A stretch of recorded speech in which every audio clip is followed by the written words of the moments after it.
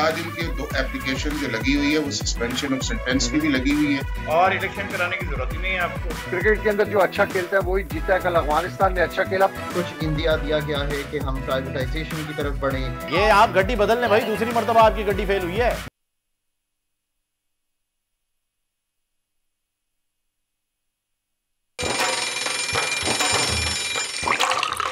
आजकल जिंदगी ही सुबह आउट ऑफ कंट्रोल है, दुनिया बोल है। अस्सलाम वालेकुम नाज़रीन, प्रोग्राम में आपको खुश आमदीद कहेंगे। गुड मॉर्निंग, सुबह खैर। और आज मंगल का रोज़ है, बहुत ही प्यारा दिन है। मौसम अब कुछ सर्दी की तरफ कुछ तेज़ी के साथ बढ़ता दिखाई दे रहा है। गो के कराची में सबसे आखिर में मेरा ख्याल है सर्दी आती है। वहीं महसूस कर रहे हैं रात में अक्टूबर में जी जी जी जी जी जी थोड़ी सी महसूसमेंट जो है वो नाजरीन हो चुकी है।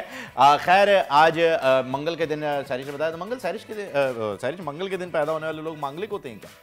नहीं, मेरा नहीं ख्याल। अच्छा, आज खैर जब हमारे साथ बोल प्रेडिक्शन में कोई होंगे ज्योतिषी बाबा, उनसे हम ज़रूर पता करेंगे। तो नाजरीन टेंशन लेने की कोई ज़रूरत नहीं है, आपको खुश रहिए और लोगों को खुश रखने की कोशिश कीजिए। कोर्ट ऑफ द री की जानिब बढ़ते हैं, क्योंकि हमेशा दिन की शुरुआत अच्छी बात से होनी चाहिए। और आज सूरह मायदा में अल्लाह सुब्हानहू तआला ने फरमाया है, जिसने एक इंसान की जान बचाई तो गोया उसने पूरी इंसानियत की जान बचाई। जी हाँ नाजरीन, और आज ये आयत और इसका तर्जुमा जो है वो हमने इस वजह से प्रोग्राम में शामिल किया है क्योंकि आज वर्ल्ड पोलियो डे है और पोलियो से बचाव का आलमी दिन। हम कोशिश करेंगे कि पाकिस्तान से भी ये वबा जो है वो जल्द अज जल्द ख़त्म हो जाए और इसका नाम निशान मिट जाए, क्योंकि कई ममालिक ऐसे हैं जिससे ये वबा जा चुकी है। अब लगभग 2 या 3 मुल्कों में ही रह गई है, जिनमें से एक पाकिस्तान है। इंशाल्लाह आप और हम मिल के इसका मुकाबला करेंगे और इससे जान भी बचाएंगे। वो कहते हैं जी कि 2 बूंद ज़िंदगी के बहुत ज़रूरी हैं सबके लिए, तो वो बहुत ज़रूरी है। पता है फ़हीम, अगर अवेयरनेस तो खैर पूरी कोशिश की जा रही है, कैंपेन्स भी चलती हैं,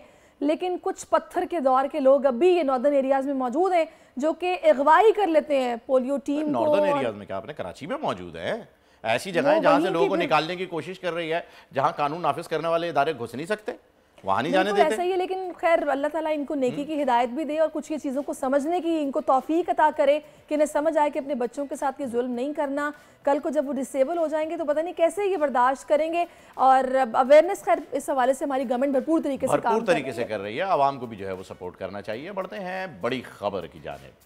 नून लीग के लिए बड़ा दिन। मियां मोहम्मद नवाज शरीफ आज अदालतों के रूबरू सरेंडर करने आ रहे हैं। इस्लामाबाद हाई कोर्ट और नैब कोर्ट में पेशी भी तय। लीगी कायद के मुकदमात की पैरवी का तरीक़ाकार क्या होगा, ये हम जानेंगे आज के प्रोग्राम में।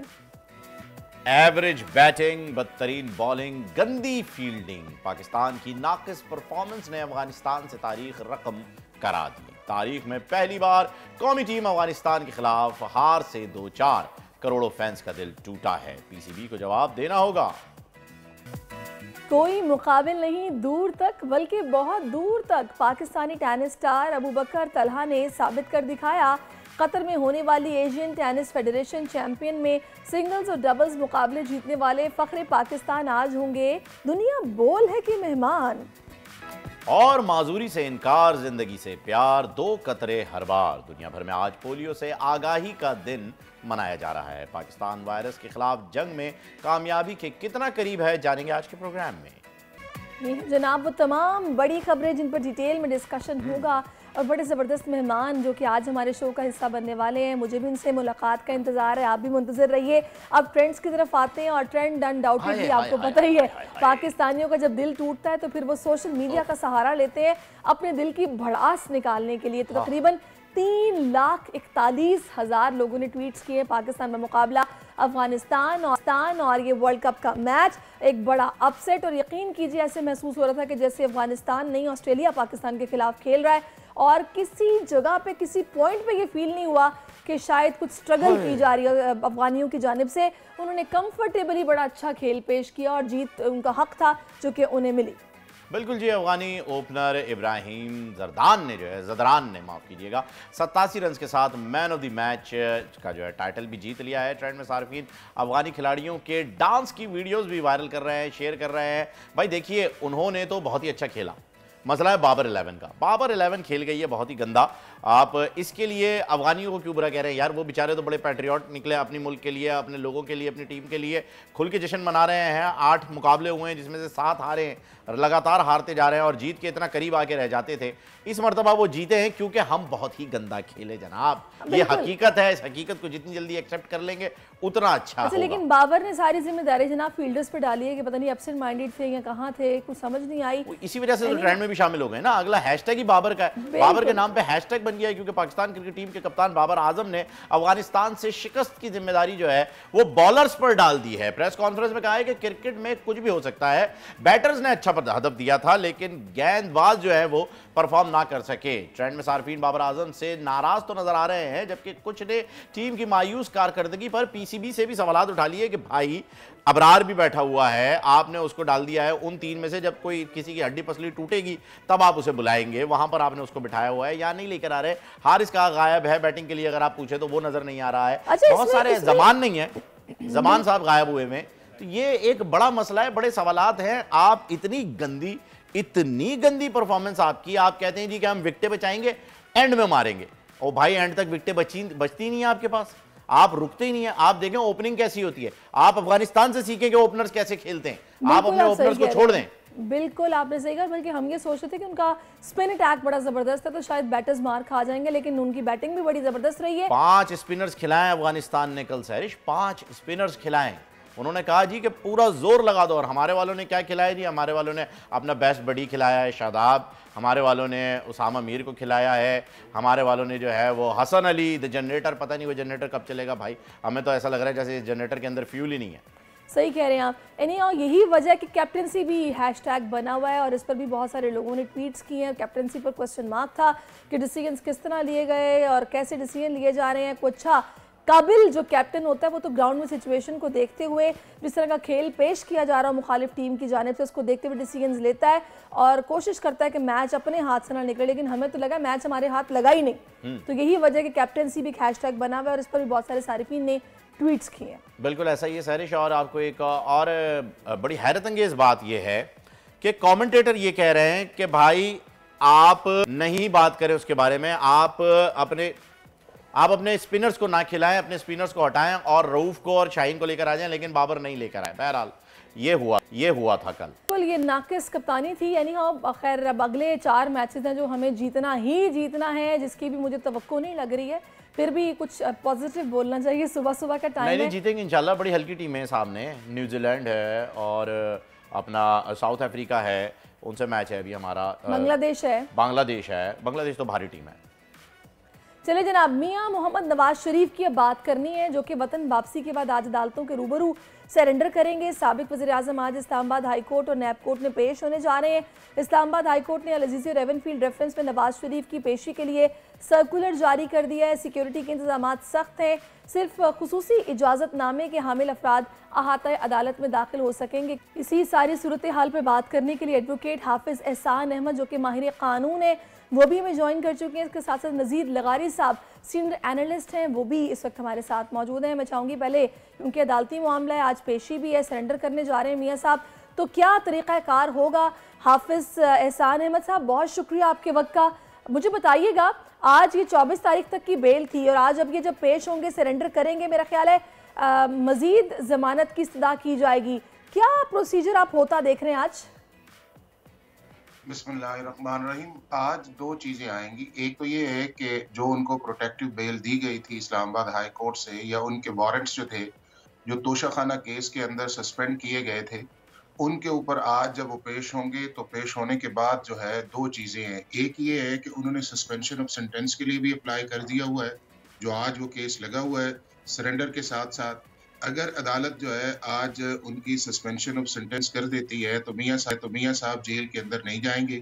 और अगर अदालत ये कहती है कि जी आप जेल जाएं और वहां से जाके आप अपनी सस्पेंशन ऑफ सेंटेंस, या आज नैब को नोटिस कर दिया जाता है, तो उसके बाद फैसला आएगा। लेकिन मैं ये समझता हूँ कि आज जो इम्पोर्टेंट है वो बिल्कुल उसी तरह आएगा जिस तरह प्रीवियस प्रोसीडिंग्स के अंदर आया है, कि अगर आज भी नैब के जो प्रोसिक्यूटर्स हैं वो ये कहते हैं कि हमें सस्पेंशन ऑफ सेंटेंस पे कोई एतराज़ नहीं है और मियाँ साहब सरेंडर कर चुके हैं, जिस तरह आज वो अदालत के सामने आए हैं, तो शायद ऑर्डर आज भी उसी तरह का है जिस तरह आपने 3 दिन पहले देखा था। अच्छा, यानी हाफिज साहब आपके कहने का मकसद ये है कि अगर नैब ने कोई एतराज़ नहीं उठाया, क्योंकि प्रोसिक्यूशन पे नैब है, और अगर वो नहीं उठाती कोई एतराज़, तो आज उनकी सज़ा जो है वो मुअत्तल की जा सकती है, अगर आसान अल्फाज में कहा जाए तो। आप ये कहना चाह रहे हैं? जी बिल्कुल, आज इनके 2 एप्लीकेशन जो लगी हुई है वो सस्पेंशन ऑफ सेंटेंस की भी लगी हुई है। पहले तो ये है कि आज एक उन्होंने किया हुआ है कि मेरी जो अपील्स है उनको रिवाइव किया जाए, और साथ उनकी सस्पेंशन ऑफ सेंटेंस की भी है। तो दोनों चीजें आज लगी हुई हैं, और अब देखते हैं कि प्रोसिक्यूशन जो है वो किस स्टैंस के साथ सामने आती है, और जो डिफेंस साइड है वो इसके अंदर आर्गुमेंट क्या लेती है। लेकिन ऑल डिपेंड अपॉन ये है कि हमारी प्रोसिक्यूशन जो नैब की है वो आज किस तरह इस्लामाबाद हाई कोर्ट के अंदर अपने केस को प्रेजेंट करती है, या डिफेंस साइड को किस तरह। यानी ये टोटल अब डिपेंड ये कर रहा है कि नैब किस तरह से अपना केस जो है वो प्रेजेंट करती है, उसके बाद पता चलेगा क्या होने जा रहा है। नज़ीर लगारी साहब भी हमारे साथ हैं। लगारी साहब, आपने सुना एडवोकेट साहब ने अभी जो बताया है कि सज़ा मुअत्तल हो सकती है, और अब आपके सामने है ये केस पूरा का पूरा सिचुएशन आपने देखी है। आज तक कभी ऐसा कोई वाकया हुआ है कानूनी तौर पर आपकी नज़र से गुजरा है जिसमें ऐसा कुछ हुआ हो किसी बड़े लीडर के साथ? नहीं, मैं तो इस पर कोई हैरत नहीं है मुझे। तब जो कुछ हुआ है वो पहले किसी के साथ भी ऐसा नहीं हुआ है। पाकिस्तान की पूरी तारीख में इस तरह से नहीं हुआ है।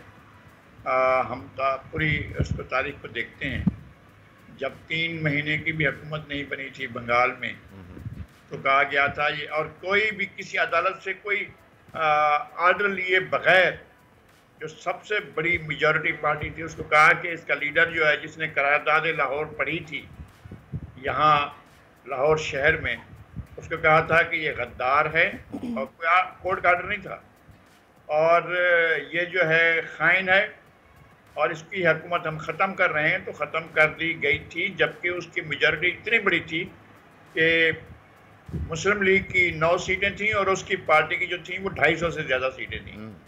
तो इस सूरत हाल में ये रवा रखा गया था। उसके बाद बहुत सी चीज़ें हैं। सोहरावर्दी को कोर्ट में पेश किया गया और कोई किसी सबूत के बगैर उन पर मुकदमा चलाया जाता रहा। जुल्फ़िकार अली भुट्टो को फांसी दे दी गई थी।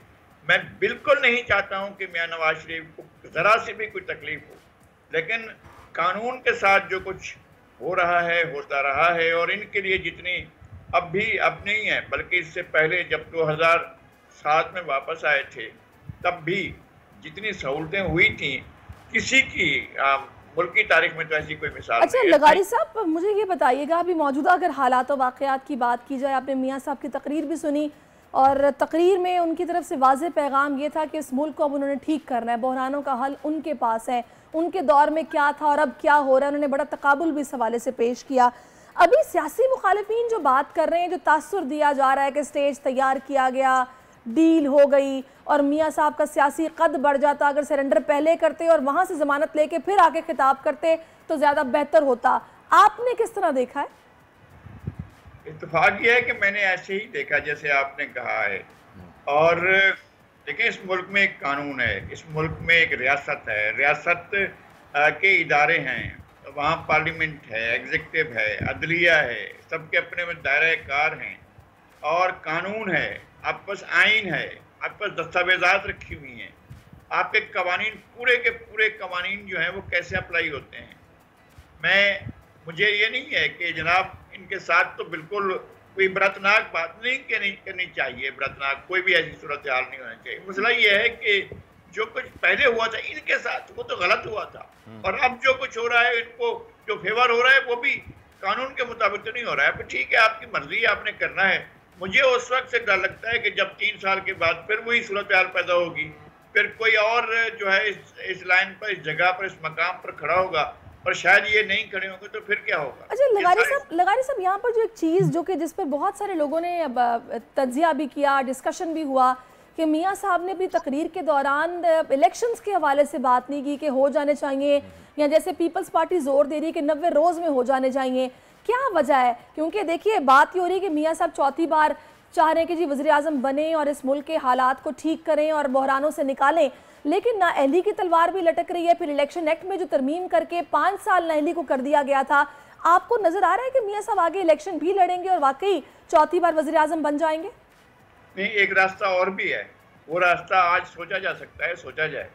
वो ये है कि इनकी हुकूमत 2017 से बहाल की जाए और दरमियान में जितने भी चीज़ें हैं उनको तारीख में से निकाल दिया जाए। कुछ हुआ ही नहीं, और ये हुकूमत जो हुई थी गलत, इसको हटाया गया था, इनकी नाअहली गलत थी, और इलेक्शन कराने की ज़रूरत ही नहीं है आपको। आप इनको वापस लाएं, और जब इनकी मुद्दत वो पूरी हो जाए जो 17 से 18 में पूरी हो रही थी, 13 से 18 वाली मुद्दत, जब वो मुद्दत पूरी हो जाए और फिर उसके बाद दोबारा इलेक्शन अगर कराने हैं तो इलेक्शन करवा के फिर इनको ले आए। इसमें कौन सा ऐसा मसला है? आप इफ्तिखार चौधरी ने क्या किया था? इफ्तिखार चौधरी ने justice Dogar, chief justice Dogar का आपकी तारीख में नाम नहीं है, वो रहे हैं, और डिजोरियो ने डिफेक्टो भी रहे हैं, उनने फैसले भी किए हैं। उनके पूरे दौर को निकाल दिया गया था सुप्रीम कोर्ट की तारीख से। आप इसके बाद खाकान अब्बासी और इमरान खान के दौर को तारीख में से निकाल दें। अच्छा लगारी साहब, ये जो आपने बात की है, ये बड़े एक टेक्निकल पॉइंट आपने जो है वो पेश किया है। अब ये नहीं पता कि कितना एप्लीकेबल है या नहीं, कि आपने बताया कि जब वो मुअत्तल हुए, जब नाअहल हुए, तब से लेकर के उनके जो 5 साल का ड्यूरेशन रह गया था, वो उसके अंदर जो है वो वज़ीर आज़म बन के उस हुकूमत को कंटिन्यू कर सकते हैं। ये भी एक बड़ी टेक्निकल बात है। तो हमारे साथ एडवोकेट हाफिज़ एहसान साहब भी मौजूद हैं, उनकी भी राय जानेंगे इस बारे में। साथ साथ हाफिज़ साहब मुझे ये भी बताइएगा, 2 केसेस जिन पे सज़ा हुई भी है उनका तो आपने जिक्र कर दिया है, लेकिन ये जो तोशाखाना केस है, क्या आपको लगता है कि इसके ऊपर कोई ऑब्जेक्शन आ सकता है? देखें, जो तोशाखाना वाला केस है वो तो अभी ट्रायल स्टेज के ऊपर है, उसके अंदर कन्विक्शन नहीं है। और ट्रायल स्टेज के अंदर अगर आप अपनी जाके प्रेजेंस करते हैं, वारंट्स करते हैं, और नैब कहता है कि हमें उनकी कस्टडी रिक्वायर्ड नहीं है, तो वो ट्रायल चल पड़ेगा। अब 2 जो केसेस हैं, एक अल अजीजिया का है और एक एवनफील्ड का है, उसमें एक के अंदर उनकी एक जो सजा है वो ऑलरेडी सस्पेंड थी, लेकिन चूंकि वो बाहर चले गए थे, इस वजह से वो उनकी अपील जो थी वो डिसमिस कर दी गई थी फॉर नॉन प्रोसिक्यूशन। और दूसरे के अंदर भी जब वो बाहर जाने लगे थे तो उनकी मेडिकल ग्राउंड्स के ऊपर इस्लामाबाद हाई कोर्ट ने बेल्स ली थी। आज मेरा ख्याल ये है कि डिफेंस साइड इसी चीज़ को करेगी, पसू करेगी कि जी एक केस के अंदर ऑलरेडी हमारी सजा सस्पेंड थी, हम आ गए हैं और हमने प्रोसीडिंग्स को ज्वाइन कर लिया है, तो आप उसी सस्पेंशन को आगे कंटिन्यू करें। और दूसरे के अंदर ये कहेंगे कि चूंकि मेडिकल ग्राउंड्स पे हमारी सस्पेंशन हुई थी और वो सस्पेंशन जो है उसके बाद मैं बाहर गया था और मेरी रिपोर्ट्स आई हैं, अब मैं वापस आ गया हूँ और उसको उसके मुताबिक ही डील किया जाए। तो मैंने जिस तरह पहले यही कहा है कि ये सारी चीजें जो हैं ये डिपेंड अपॉन करती हैं कि हमारा नैब का प्रोसिक्यूटर्स जो है वो आज किस तरह वहाँ पे, ये डिपेंड करता है कि नैब का प्रोसिक्यूशन किस तरीके से अपना केस पेश। आप हमारे साथ रहिएगा, हाफिज साहब आपसे मजीद भी बात करेंगे, लगारी साहब भी साथ हैं। इस्लामाबाद हाई कोर्ट से जुल्करनैन इकबाल ने इस वक्त में ज्वाइन किया, उनसे जानते हैं कि मियाँ साहब कितने बजे तक पेश हो रहे हैं, क्या सूरत हाल है। जुल्करनैन, अपडेट कीजिएगा।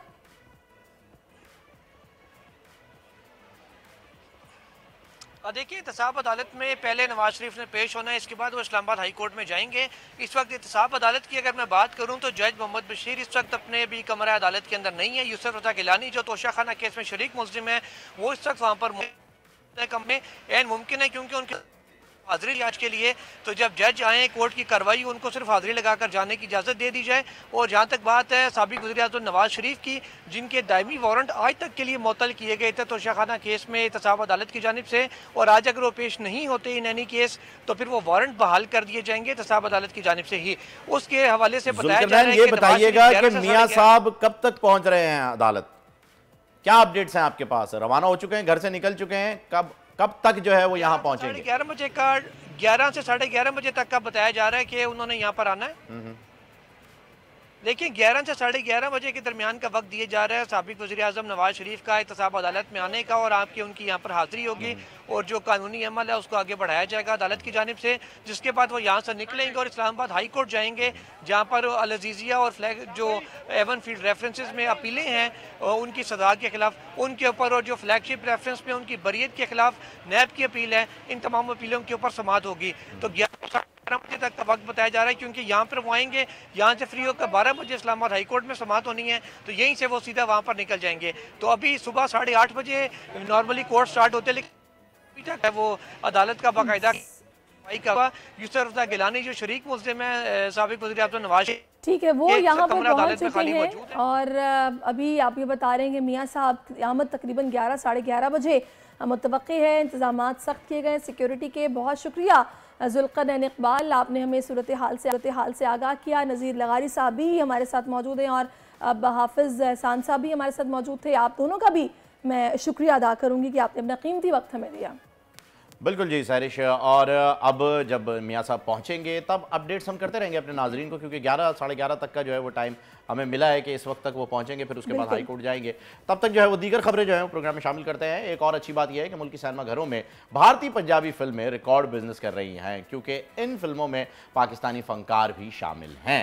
इन दिनों भारतीय पंजाबी फिल्म मौजा ही मौजा पाकिस्तान में ज़बरदस्त बिजनेस कर रही है। वैसे पाकिस्तान में भी जो लोग हैं उनकी भी मौजा ही मौजा लगी हुई है आजकल। देखते हैं कि क्या हो रहा है जी। कैसे? बस आप देखे थे अरे भाई आपको नहीं पता तो फिर कैसी बात कर रही हैं आप? मौजा ही मौजा हर हाल में मौजा ही मौजा लगी हुई है। किसी को लाल बत्ती पे रुकते हुए देखा है अपने सिग्नल पे? रेड के ऊपर तो हमारे यहाँ कहा जाता है चलो।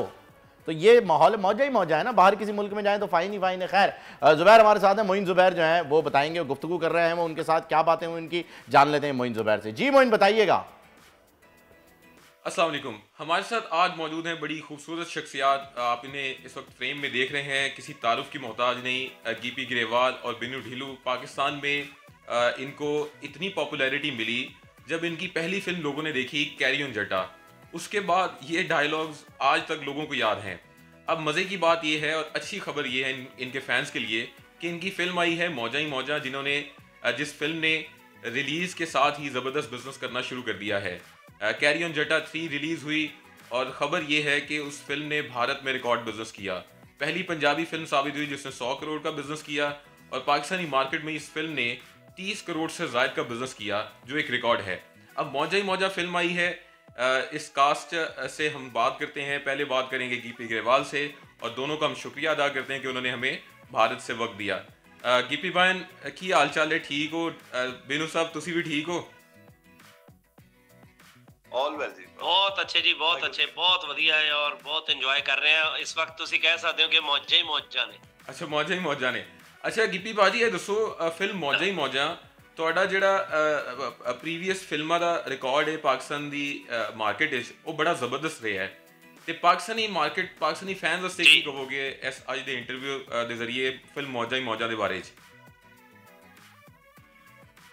ਦੇਖੋ ਜੀ, ਪਹਿਲਾਂ ਵਾਲੇ ਰਿਕਾਰਡ ਵੀ ਉਹਨਾਂ ਨੇ ਬਣਾਏ ਨੇ ਤੇ ਐਤਕੀ ਇਸ ਫਿਲਮ ਦੇ ਨਾਲ ਉਹਨਾਂ ਨੇ ਰਿਕਾਰਡ ਤੋੜਦੇ ਨੇ ਫਿਰ, ਤੇ ਜੋ ਕੁਝ ਕਰਨਾ ਉਹਨਾਂ ਨੇ ਕਰਨਾ ਵਾ। ਅਸੀਂ ਆਪਣਾ ਕੰਮ ਕਰ ਦਿੱਤਾ, ਫਿਲਮ ਬਣਾਤੀ ਕਿ ਤੁਸੀਂ ਹੱਸੋ, ਇੰਜੋਏ ਕਰੋ, ਤੇ ਫੁੱਲ ਆਫ ਐਂਟਰਟੇਨਮੈਂਟ ਉਹਨਾਂ ਦੇ ਲਈ ਇੱਕ ਚੰਗੀ ਚੀਜ਼ ਲੈ ਕੇ ਆਏ ਆ। ਔਰ ਹਰ ਵਾਰੀ ਕੋਸ਼ਿਸ਼ ਕਰਦੇ ਆ ਜੋ ਲਾਸਟ ਫਿਲਮ ਬਣਾਈ ਹੁੰਦੀ ਹੈ ਕਿ ਉਸ ਤੋਂ ਬੈਟਰ ਫਿਲਮ ਬਣਾਈ ਜਾਵੇ, ਉਸ ਤੋਂ ਵਧੀਆ ਫਿਲਮ ਬਣਾਈ ਜਾਵੇ, ਔਰ ਕੋਸ਼ਿਸ਼ ਕੀਤੀ ਹੈ ਕਿ ਉਹਨਾਂ ਨੂੰ ਬਹੁਤ ਪਸੰਦ ਆਊਗੀ। ਅੱਛਾ ਬਿਨੂ ਸਾਹਿਬ, ਤੁਸੀਂ ਇਹ ਦੱਸੋ, ਤੁਹਾਡਾ ਕਾਲਾ ਕੋਟ ਜਿਹੜਾ ਨਾ ਉਹ ਅਜੇ ਵੀ ਪਾਕਿਸਤਾਨ ਵਿੱਚ ਬੜਾ ਮਕਬੂਲ ਹੈ, ਤੇ ਇਸ ਫਿਲਮ ਵਿੱਚ ਕੋਈ ਇਹੋ ਜਿਹੀ ਚੀਜ਼ ਹੈਗੀ ਜਿਹੜੀ ਕਾਲਾ ਕੋਟ ਨੂੰ ਭੁੱਲਣ ਤੋਂ ਬਾਅਦ ਹੁਣ ਕੋਈ ਅਸੀਂ ਨਵੀਂ ਚੀਜ਼ ਯਾਦ ਕਰਾਂਗੇ? ਕੋਈ ਐਸੇ ਡਾਇਲੋਗ, ਕੋਈ ਐਸਾ ਸੀਨ ਹੈਗਾ? ਬਿਲਕੁਲ ਬਿਲਕੁਲ, ਪਹਿਲਾਂ ਤਾਂ ਸਭ ਦਾ ਸ਼ੁਕਰੀਆ ਜੀ, ਬਹੁਤ ਸ਼ੁਕਰੀਆ, ਬਹੁਤ ਮਿਹਰਬਾਨੀ। ਉਹਨੂੰ ਤੁਸੀਂ ਇੰਨਾ ਪਿਆਰ ਦਿੱਤਾ ਕੈਰੀ ਔਨ ਜੱਟਾ 1 2 3, ਔਰ 3 ਨੇ ਤਾਂ ਰਿਕਾਰਡ ਹੀ ਬੀਟ ਕਰਤੇ, ਔਰ ਉਹਦੇ ਲਈ ਬਹੁਤ ਸ਼ੁਕਰੀਆ ਸਾਰਿਆਂ ਨੇ ਇੰਨੀ ਮੁਹੱਬਤ ਦਿੱਤੀ ਪਾਕਿਸਤਾਨ ਦੇ ਵਿੱਚੋਂ, ਸਾਡੇ ਭੈਣ ਭਰਾ, ਬਜ਼ੁਰਗ, ਮਾਤਾਵਾਂ, ਬੱਚੇ ਜਿਨ੍ਹਾਂ ਨੇ ਵੀ ਫਿਲਮ ਦੇਖੀ ਉਹਨਾਂ ਦਾ ਬਹੁਤ ਤਹਿ ਦਿਲੋਂ ਬਹੁਤ ਸ਼ੁਕਰੀਆ ਦਾ। ਤੇ ਇਹ ਫਿਲਮ ਹੈਗੀ ਹੈ ਜਿਹੜੀ ਜੀ ਮੌਜਾਂ ਹੀ ਮੌਜਾਂ, ਬਾ ਕਮਾਲ ਫਿਲਮ ਹੈ, with good script, good execution, ਬਹੁਤ ਹੀ ਕਮਾਲ ਦੀ ਫਿਲਮ। ਬੜੇ ਟਾਈਮ ਬਾਅਦ ਨਾ ਇੱਕ ਜਿਹੜਾ ਤੁਸੀਂ ਜਿਵੇਂ ਉਹਦੇ ਵਿੱਚ ਸੀਗੀ ਥੋੜੀ ਜਿਹੀ ਸਾਡੀ ਪੰਚਸ ਦੇ ਉੱਤੇ ਕਾਮੇਡੀ ਸੀਗੀ ਕੈਰੀ ਔਨ ਜੱਟਾ 3। ਅੱਛਾ, ਇਹ ਹੈਗੀ ਹੈ ਸਿਚੁਏਸ਼ਨਲ ਕਾਮੇਡੀ। ਤੁਸੀਂ ਆਪਣੇ ਤੁਹਾਡੇ ਕਰੈਕਟਰ ਫਸ ਜਾਂਦੇ ਆ ਕਿਸੇ ਸਿਚੁਏਸ਼ਨ ਦੇ ਵਿੱਚ, ਤੇ ਤੁਹਾਡਾ ਆਪ ਮੁਹਾਰੇ ਹਾਸਾ ਨਿਕਲਦਾ ਅੰਦਰੋਂ, ਢਿੱਡੋਂ ਹੱਸਦੇ ਹੋ ਤੁਸੀਂ। ਤਾਂ ਉਦਾਂ ਦੀਆਂ ਸਿਚੁਏਸ਼ਨਸ ਇਹਦੇ ਵਿੱਚ ਟੋਟੈਲਿਟੀ ਦੇ ਵਿੱਚ ਜਦੋਂ ਪਹਿਲੇ 15 ਮਿੰਟ ਦੇ ਵਿੱਚ ਤੁਹਾਨੂੰ ਇੰਟਰੋਡਕਸ਼ਨ ਕਰਾ ਕੇ ਅਸੀਂ ਇੱਕ ਰਾਈਡ ਦੇ ਉੱਤੇ ਲੈ ਜਾਂਦੇ ਹਾਂ ਜੀ, ਤੇ ਤੁਸੀਂ ਜਦੋਂ ਫਿਲਮ ਦੇਖ ਕੇ ਬਾਹਰ ਨਿਕਲੋਗੇ ਤੁਸੀਂ ਵਾਕਈ ਸਾਰੀ ਫਿਲਮ ਹੀ ਯਾਦ ਰੱਖੋਗੇ। ਅੱਛਾ ਗਿਪੀ ਭਾਜੀ, ਤੁਹਾਡੇ ਕੋਲ ਸਵਾਲ ਹੈ। Carry on Jatta 3 film the promotion ਵਾਸਤੇ ਆਏ ਆਮਿਰ ਖਾਨ, ਫਿਰ ਜਿਹੜਾ ਮੌਜਾ ਹੀ ਮੌਜਾ ਫਿਲਮ ਹੈ ਉਹਦੀ ਪ੍ਰਮੋਸ਼ਨ ਵਾਸਤੇ ਸਲਮਾਨ ਖਾਨ ਸਾਹਿਬ ਆਏ, ਫਿਰ ਜਿਹੜਾ ਪ੍ਰੀਮੀਅਰ ਹੋਇਆ ਮੌਜਾ ਹੀ ਮੌਜਾ ਫਿਲਮ ਦਾ ਉਹਦੇ ਵਿੱਚ ਗੁਰਦਾਸ ਮਾਨ ਸਾਹਿਬ ਸਨ, ਸੰਜੇ ਦੱਤ ਸਾਹਿਬ ਸਨ, ਤੇ ਜਿਹੜੇ ਬਾਲੀਵੁੱਡ ਦੇ ਹਿੰਦੀ ਫਿਲਮਾਂ ਦੇ ਬੜੇ ਆਰਟਿਸਟ ਨੇ, ਇਹ ਪਾਕਿਸਤਾਨੀ ਆਰਟਿਸਟ ਬਾਰੇ ਕੀ ਕਹਿੰਦੇ ਨੇ? ਕਿਉਂਕਿ ਕੈਰੀ ਔਨ ਜੱਟਾ 3 'ਚ ਵੀ ਪਾਕਿਸਤਾਨੀ ਫਨਕਾਰ ਸਨ, ਤੇ ਮੌਜਾ ਹੀ ਮੌਜਾ ਵਿੱਚ ਵੀ ਨਾਸਿਰ ਚਨਿਓਟੀ ਸਾਹਿਬ ਮੌਜੂਦ ਨੇ, ਤੇ ਪਾਕਿਸਤਾਨੀ ਫਨਕਾਰਾਂ ਬਾਰੇ ਇਹ ਬਾਲੀਵੁੱਡ ਦੇ ਜਿਹੜੇ ਫਨਕਾਰ ਨੇ ਉਹ ਕੀ ਕਹਿੰਦੇ ਨੇ? ਉਹ ਜ਼ਰਾ ਤੁਸੀਂ ਆਪੇ ਦੱਸੋ ਸਰ। ਭਾਜੀ ਐਕਚੁਅਲੀ ਕੀ ਆ ਕਿ ਜਿਹੜੇ ਜਿੱਥੇ ਦੇ ਵੀ ਫਨਕਾਰ ਨੇ ਨਾ, ਚਾਹੇ ਕੋਈ ਵੀ ਹੈ, ਹਮੇਸ਼ਾ ਇੱਕ ਆਰਟਿਸਟ ਦੂਜੇ ਵਧੀਆ ਆਰਟਿਸਟ ਦੀ ਹਮੇਸ਼ਾ ਹੀ ਤਾਰੀਫ ਕਰਦਾ ਹੈ। ਉਵੇਂ ਹੀ ਜਦੋਂ ਇਹ ਆਰਟਿਸਟ ਦੇਖਦੇ ਨੇ, ਤੇ ਕੱਲ ਕਿਉਂਕਿ ਖਾਸ ਕਰਕੇ ਜਿਹੜੀ ਮੌਜਾਂ ਹੀ ਮੌਜਾਂ ਫਿਲਮ ਆ ਉਹਦਾ ਜਿਹੜਾ ਕਲਾਈਮੈਕਸ ਹੈ ਉਹ ਸਾਰੇ ਦਾ ਸਾਰਾ ਹੀ ਨਾਸਰ ਚਨੋਟੀ ਜੀ ਦੇ ਉੱਪਰ ਹੈ। ਅੱਛਾ। ਸੋ ਸਾਰਾ ਕਲਾਈਮੈਕਸ ਖੱਬਿਓਂ ਸੱਜਿਓਂ ਭੱਜਦੇ ਤੇ ਸਾਰਾ ਨਾਸਰ ਚਨੋਟੀ ਜੀ ਦੇ ਉੱਪਰ ਅਸੀਂ ਖੇਡਿਆ ਵਾ ਤੇ ਉਹਨਾਂ ਦੇ ਰੋਲ ਦੇ ਉੱਤੇ ਸਾਰੇ ਇੰਨੇ ਖੁਸ਼ ਹੁੰਦੇ ਆ ਔਰ ਇੰਨੀਆਂ ਤਾੜੀਆਂ ਵਜਾਉਂਦੇ ਨੇ। ਔਰ ਨਾਸਰ ਜੀ ਇੱਕ ਇਸ ਤਰੀਕੇ ਦੇ ਕਲਾਕਾਰ ਨੇ ਕਿ ਉਹਨਾਂ ਨੂੰ ਇਹ ਦੱਸਣ ਦੀ ਲੋੜ ਨਹੀਂ ਪੈਂਦੀ ਕਿ ਮੈਨੂੰ ਕੰਮ ਆਉਂਦਾ ਹੈ ਜਾਂ ਨਹੀਂ, ਉਹਨਾਂ ਦਾ ਕੰਮ ਦਿਖਦਾ ਹੈ। ਬਿਲਕੁਲ। ਸੋ ਚੰਗੇ ਆਰਟਿਸਟ ਨੂੰ ਸਾਰੇ ਹਮੇਸ਼ਾ ਚੰਗੇ ਹੁੰਦੇ ਨੇ ਔਰ ਆਰਟਿਸਟਾਂ ਨੇ ਤਾਂ ਜੀ ਜਦੋਂ ਆਪਾਂ ਇੱਕ ਦੂਜੇ ਦੀਆਂ ਫਿਲਮਾਂ ਦੇਖਦੇ ਆ, ਜਿਹੜੇ ਦੋਸਤ ਮਿੱਤਰ ਹੁੰਦੇ ਆ, ਜੇ ਕੋਈ ਚੀਜ਼ ਵਧੀਆ ਹੁੰਦੀ ਆ ਮਾੜੀ ਹੁੰਦੀ ਆ ਉਹ ਸਾਰੇ ਦੱਸਦੇ ਆ ਔਰ ਨਾਸਰ ਜੀ ਨੂੰ ਦੇਖ ਕੇ ਸਾਰੇ ਖੁਸ਼ ਨੇ ਜੀ। ਨਾਸਰ ਸਾਹਿਬ ਨੂੰ ਸਲੂਟ ਹੈ ਜੀ। ਇਸ ਵਾਰ ਮੈਨੂੰ ਲੱਗਦਾ ਨਾਸਰ ਸਾਹਿਬ ਦਾ ਬੈਸਟ ਕੰਮ ਹੋਣਾ ਜੀ ਇਸ ਫਿਲਮ ਦੇ ਵਿੱਚ, ਜਿਹੜੀ ਮੌਜਾਂ ਦੇ ਵਿੱਚ ਕਮਾਲ ਕਰਤੀ ਉਹਨਾਂ ਨੇ। ਮੈਂ ਜਦੋਂ ਤੁਸੀਂ ਪੁੱਛਿਆ ਵੀ ਇੱਥੋਂ ਵਾਲੇ ਫਨਕਾਰ ਕੀ ਕਹਿੰਦੇ ਬਾਲੀਵੁੱਡ ਵਾਲੇ, ਹਾਂਜੀ, ਤਾਂ ਮੈਂ ਗੁਰਦਾਸ ਮਾਨ ਸਾਹਿਬ ਨਾਲ ਬੈਠਾ ਸੀਗਾ ਜੀ, ਤਾਂ ਉਹਨਾਂ ਨੇ ਹੀ ਸੈਡ ਵੀ ਇਹ ਬੰਦਾ ਤਾਂ ਲੁੱਟ ਕੇ ਹੀ ਲੈ ਗਿਆ ਮੇਲਾ। ਅੱਛਾ, ਨਾਸਰ ਚਨੋਟੀ ਬਾਰੇ ਨਾਸਰ ਭਾਜੀ ਨੇ ਔਰ ਨਾਸਰ ਭਾਜੀ ਨੇ ਤਾਂ ਮੇਲਾ ਲੁੱਟਿਆ ਵੀ ਹੈ ਜੀ। ਤੁਸੀਂ ਮੌਜਾਂ ਹੀ ਮੌਜਾਂ ਜਾ ਕੇ ਦੇਖੋ, ਤੁਹਾਨੂੰ ਪਤਾ ਲੱਗੇਗਾ ਕਿ ਕਿਆ ਗਾਹ ਪਾਇਆ ਉਹਨਾਂ ਨੇ। ਠੀਕ ਹੈ। ਅੱਛਾ, ਤੁਹਾਨੂੰ ਪਤਾ ਹੈ ਕਿ ਪਾਕਿਸਤਾਨ ਕ੍ਰਿਕਟ ਟੀਮ ਦੇ ਜਿਹੜੇ ਕੈਪਟਨ ਨੇ ਬਾਬਰ ਆਜ਼ਮ, ਉਹ ਵੀ ਤੁਹਾਡੇ ਫੈਨ ਨੇ। ਮੈਂ ਬਲਕਿ ਪ੍ਰੂਫ ਨਾਲ ਤੁਹਾਨੂੰ ਪ੍ਰੂਫ ਦੇਵਾਂਗਾ ਨਾਲ ਕਿਸ ਤਰ੍ਹਾਂ ਫੈਨ ਨੇ, ਪਤਾ ਤੁਹਾਨੂੰ? ਅੱਛਾ ਜੀ, ਕੀ ਬਾਤ ਹੈ। ਅੱਛਾ ਜੀ, ਪਤਾ ਨਹੀਂ ਹੈ ਜੀ, ਇਹ ਨਹੀਂ ਪਤਾ ਵੀ ਫੈਨ। ਅੱਛਾ, ਨਹੀਂ ਪਤਾ। ਮੈਂ ਤੁਹਾਨੂੰ ਪ੍ਰੂਫ ਦੇਣਾ। ਹਜੇ ਪਾਕਿਸਤਾਨ ਕ੍ਰਿਕਟ ਟੀਮ ਦੇ ਕੈਪਟਨ, ਪੂਰੀ ਕ੍ਰਿਕਟ ਟੀਮ ਇੰਡੀਆ ਮੌਜੂਦ ਹੈ ਤੇ ਉਧਰ ਇੱਕ ਵਲੌਗਰ ਨੇ ਉਹਨਾਂ ਕੋਲੋਂ ਸਵਾਲ ਵੀਡੀਓ 'ਚ ਪੁੱਛਿਆ ਕਿ ਢਿੱਲੂ ਨੇ ਕਾਲਾ ਕੋਡ ਤੇ ਇਹ ਜੁਮਲਾ ਬੋਲਿਆ ਤੇ ਬਾਬਰ ਆਜ਼ਮ ਕਹਿੰਦੇ ਰਫੂ ਕਰਕੇ ਪਵਾਇਆ ਹੈ। ਕਿਆ ਬਾਤ ਹੈ ਜੀ। ਤੁਸੀਂ ਇੱਥੋਂ ਅੰਦਾਜ਼ਾ ਲਾਓ ਪਾਕਿਸਤਾਨੀ ਕਿੰਨਾ ਪਿਆਰ ਕਰਦੇ ਨੇ। क्या बात है। बहुत शुक्रिया गिपी ग्रेवाल और बिनू ढिल्लू साहब आपका कि आपने भारत से वक्त दिया। तो ये फिल्म पाकिस्तानी सिनेमाघरों में रिलीज़ हो चुकी है, आप इस फिल्म को जाकर ज़रूर देखिएगा। और इन दोनों भारतीय फनकारों ने इस ख्वाहिश का इजहार किया है कि वो जल्द पाकिस्तान आना चाहते हैं। बहुत शुक्रिया मोइन ज़ुबैर। और बहुत अच्छा लगता है फ़हीम से जब इंडियन आर्टिस्ट और पाकिस्तानी आर्टिस्ट मिलके बैठे, काम करें, बातें करें, उनकी मूवीज़ लोग पसंद करें तो बड़ा अच्छा लगता है। प्यार मोहब्बत ही होनी चाहिए। लेकिन ढिल्लू ने काला कोट वो रफू करके पवाया है। तो ये हम लेते हैं एक वक्फा ज़रूरी है। मिलते हैं एक छोटे से ब्रेक के बाद। दुनिया बोले हमें आपका इंतज़ार रहेगा।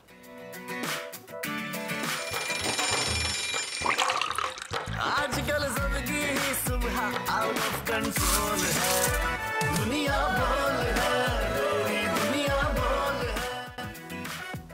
जी, वेलकम बैक करते हैं और अब उस टॉपिक पे आएंगे जिसने पाकिस्तानियों का दिल तोड़ दिया, उनको रात में उदास कर दिया, किसी ने खाना अच्छे से नहीं खाया, कोई अफसुर्दगी में बार बार यही कहता रहा। मैं अकेला चाय के ढाबे पे बैठा हुआ चाय पी रहा था रात को 12:30 बजे। इस अफसोसनाक खबर के बाद। खैर जी, क्रिकेट वर्ल्ड कप के अंदर जो है वो अपसेट का सिलसिला जारी है। अफगानिस्तान ने पाकिस्तान को 8 विकेटों से हरा दिया, सेमीफाइनल की दौड़ से तकरीबन बाहर कर दिया है। मैच के तीनों शोबों में अफगानिस्तान ने कौमी टीम को मात दे दी है और बहुत ही ज़बरदस्त खेल परफॉर्म किया है अफगानिस्तान ने। इसमें कोई शक नहीं कि अफगानिस्तान की टीम बहुत अच्छा खेली है। हम हारे इस वजह से हैं कि हम बहुत बुरा खेले। जी जनाब, ये जो करोड़ों लोगों के दिल टूटे हैं, जिसमें कौमी क्रिकेट टीम की क्लास लेनी तो बनती है। खैर, इस पर मोहम्मद अवैस साबिक क्रिकेटर हमें ज्वाइन कर चुके हैं। मैं उनसे पूछूंगी वो क्या राय रखते हैं। और अब्बास शब्बीर भी इस वक्त हमारे साथ हैं, उनसे भी हम बात करेंगे। पहले मैं अब्बास आप ही की तरफ आ जाती हूँ क्योंकि आप इस वक्त भारत में मौजूद हैं और आपके जज्बात क्या हैं ये हमारे लिए जानना बहुत ज़रूरी है। तो ज़रा बताइए कैसा रहा कल का मैच और आपको क्या लगा? जान मारने की कोशिश भी की इस तरह से पाकिस्तानियों ने? सर ड्रेसिंग रूम का माहौल भी है। अच्छा, मुझे अब्बास आप वहां पर हैं तो प्लीज ये भी बताइएगा कि ड्रेसिंग रूम का क्या माहौल रहा, क्या अपडेट आपके पास आई है कि इतनी बुरी शिकस्त के बाद कुछ ना कुछ तो होना चाहिए था और हुआ होगा? अफगानिस्तान ने बहुत अच्छा गेम खेला है जिसकी वजह से अफगानिस्तान कल जीती है। पाकिस्तान की बड़ी गंदी परफॉर्मेंस रही है, बहुत डिसअपॉइंटमेंट हुई है यहाँ पर। स्पेशली आप लोग वहां पर बैठ के इतने डिसअपॉइंटेड हैं, तो यहाँ पर जो हम 8 लोग आए जब ये मैच की पोजीशन बनी हुई थी मीडिया सेंटर में, तो हमारी डिसअपॉइंटमेंट का अंदाजा लगा लें कि रात गए तक जिस तरह आप बता रहे हैं कि आपको भी परेशानी रही, हमें भी रात नींद नहीं आई। बिल्कुल फारिग टीम हमें नजर आई, क्लब लेवल की टीम नजर आई। इस तरह लगता था कि कोई डोमेस्टिक क्रिकेट हो रही है, वर्ल्ड कप हम खेल ही नहीं रहे। हमारी जो बॉडी लैंग्वेज है, हम तो मुसलसल टीम को बकअप कर रहे हैं क्योंकि हमारी अपनी कौमी टीम है, हमारा अपना मुल्क है। लेकिन क्रिकेट के अंदर जो अच्छा खेलता है वही जीता है। कल अफगानिस्तान ने अच्छा खेला, पाकिस्तान की ओवरऑल टूर्नामेंट में बड़ी गंदी परफॉर्मेंस रही। मैं थोड़ा सा डिसएग्री करूंगा आपसे अब्बास, सॉरी टू से डिसएग्री मैं इसलिए करूंगा, अफगानिस्तान ने इतना अच्छा नहीं खेला है, हमने बहुत बुरा खेला। हमारी बुरी बॉलिंग की वजह से जो है अफगानिस्तान वहां तक पहुंचा। हमारे बल्लेबाजों ने फिर थोड़ा बहुत स्कोर कर दिया था, आखिर में शादाब और इफ्तिखार आ गए थे सामने, 40-40 कर गए, लेकिन हमारे स्पिनर्स नील बटा सन्नाटा रहे हैं, जिसका बाबर ने भी एक्सेप्ट किया है। और उसके बाद ड्रेसिंग रूम में या होटल में, लॉबी में या कहीं कोई ऐसी बात हुई जिससे ऐसा तासुर आया हो कि जी कोई टीम के अंदर कुछ गड़बड़, कोई खलिश पैदा हुई? पहली बात है, दिल ही नहीं कर रहा किसी से बात करने को, इनकी खबर लेने को, क्योंकि इनकी अब क्या खबर लेनी है, तो बिल्कुल नाकाम हो गए। और आपने कहा कि अफगानिस्तान अच्छा खेला, बिल्कुल अफगानिस्तान अच्छा खेला, पाकिस्तान बुरा खेला। इस विकेट के ऊपर जो हिस्ट्री है, इतना रन चेज होता ही नहीं है।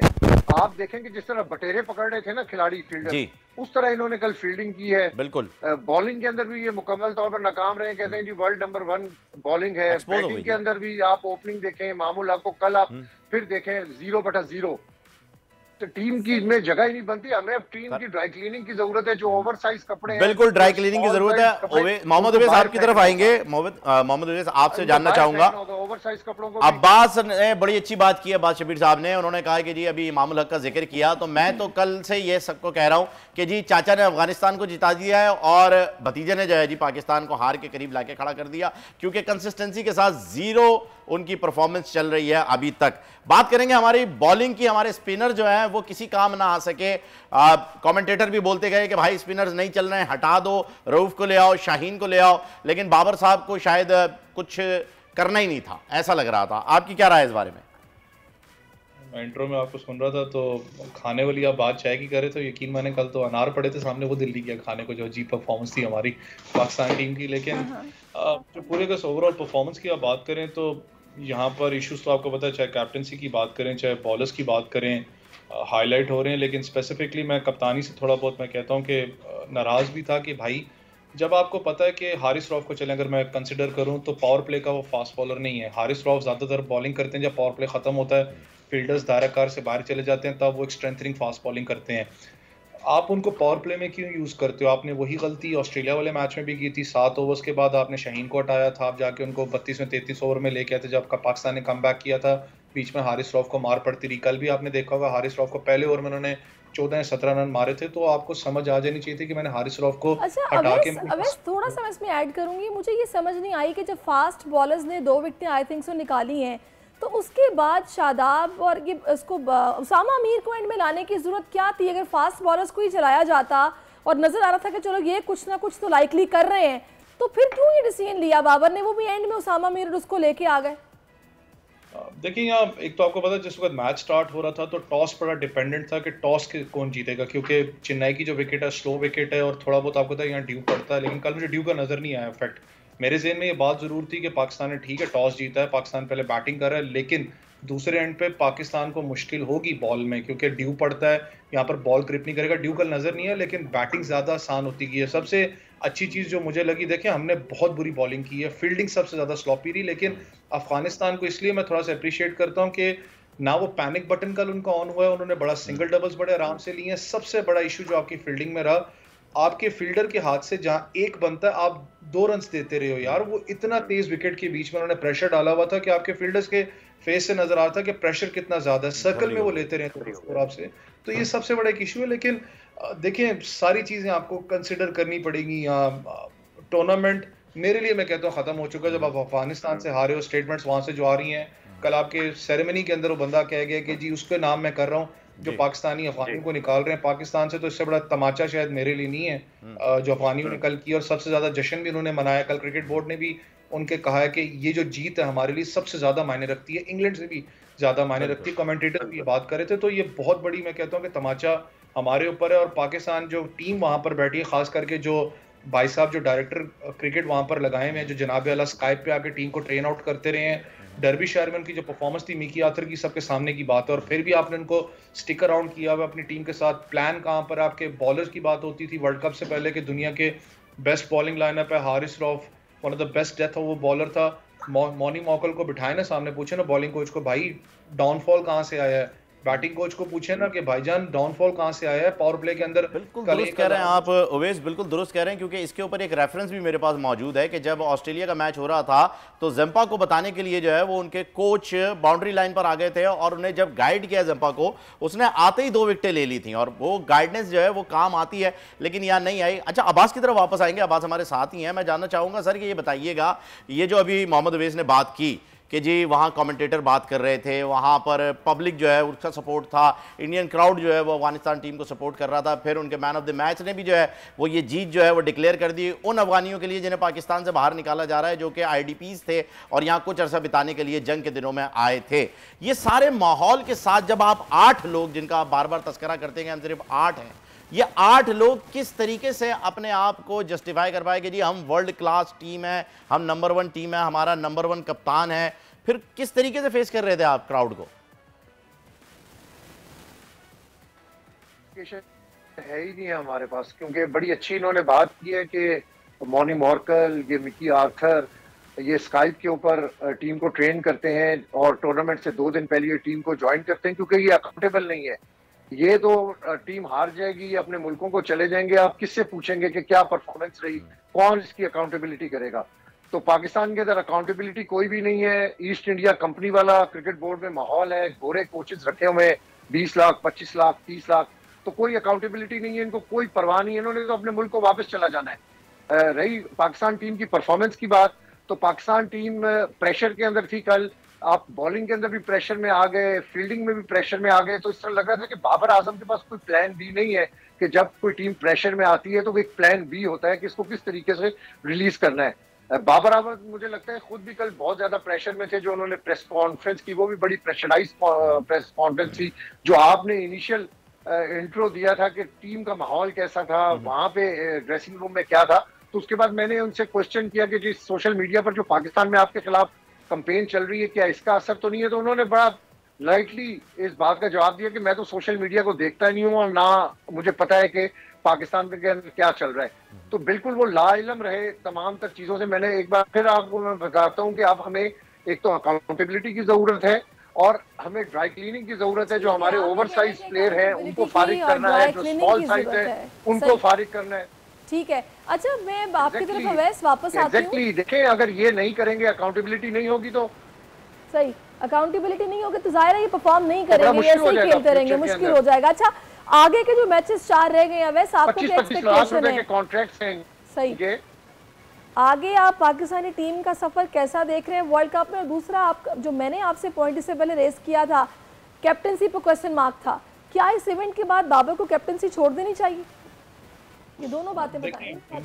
देखें, ये तो सवाल आपको पता है, इस वक्त हर एक जो नॉन क्रिकेटर है जिसको क्रिकेट का पता भी नहीं, वो बच्चा भी कहता है कि बाबर आजम कप्तानी छोड़े ना छोड़े, या शायद इनको उतार दें तो शायद ये ज़्यादा रिलैक्स हो जाएंगे बैटिंग के अंदर, जैसे विराट कोहली वाला साहब हुआ। लेकिन वर्ल्ड कप के भी बीच में तो देखने वाली बात है, वर्ल्ड कप के बाद सारे जो भी मामलात होते हैं होंगे, लेकिन 4 मैचेस हैं, सभी बात है कि 4 मैचेस आपने जीतने हैं। मैं कहता था 5 मैच जीतने हैं, क्योंकि आसान नहीं होता 4 मैचेस ऑन द ट्रॉट जीतना, और अब आपने 4 मैचेस आपने साउथ अफ्रीका, इंग्लैंड, न्यूजीलैंड जैसी और बांग्लादेश जैसी टीमों के खिलाफ 4 मैचेस जीतने, तो प्रेशर सिचुएशन होगी आपके ऊपर, क्योंकि आपने हर मैच सेमीफाइनल समझ के खेलना है। आई गेस 92 वाली सिनेरियो बन रही है, जो हर मैच आपने सेमीफाइनल बन के खेलना है यहाँ पर।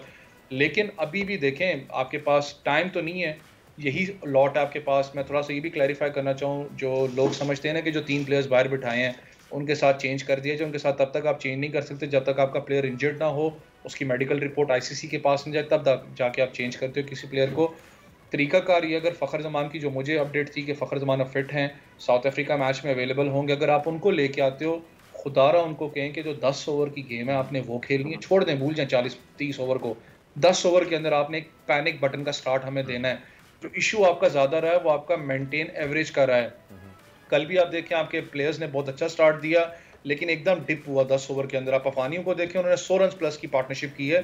तो ये जो मसला है, जो आपको जहाँ से प्लेटफॉर्म एक आप ले आउट करते हो, वो आपको इशू रहा है। फिर मिडल ओवर्स के अंदर, चाहे वो आप बात करें ऑस्ट्रेलिया वाले मैच के अंदर, आपके प्लेयर्स ने किस तरीके से अपना मिडल ओवर्स के अंदर जाके बैटिंग की थी, कल भी वो चीज़ आपको नजर आई है कि बिल्कुल आप शैलो में चले जाते हो। नबी जैसे बॉलर को, ठीक है उनका स्पिन ट्राई है, नबी जैसे बॉलर को कल आपने 4 ओवर में 3 स्कोर किया था, 3 ओवर में 4 स्कोर किया था, तो ये क्राइम है। आप ऐसे नहीं कर सकते हो वर्ल्ड कप के अंदर।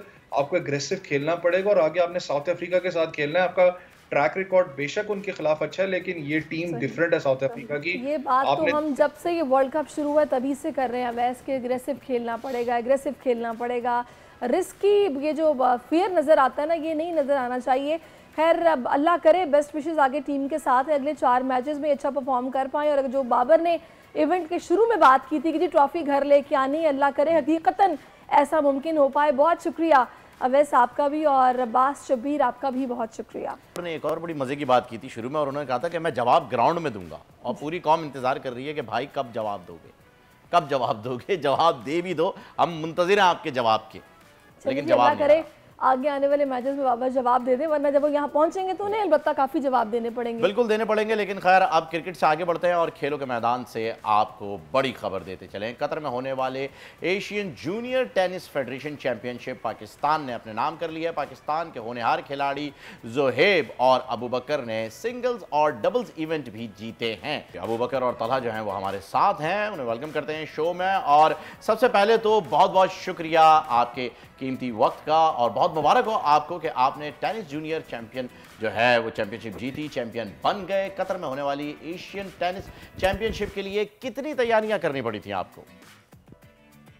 बिस्मिल्लाह, अस्सलाम वालेकुम एंड थैंक यू। और ये मेरी जीत नहीं, पाकिस्तान की जीत भी है। और आने से पहले मैंने काफ़ी मेहनत की थी, 2-3 महीने में से पहले मैं तैयारी कर रहा था। और मैं एस टेनिस अकेडमी में भी खेलता हूँ, और जब मुझे टाइम मिलता है तो महबूबा जान जो मेरे तायाब और मेरे कोच भी हैं उनके साथ भी मैं खेलता हूँ।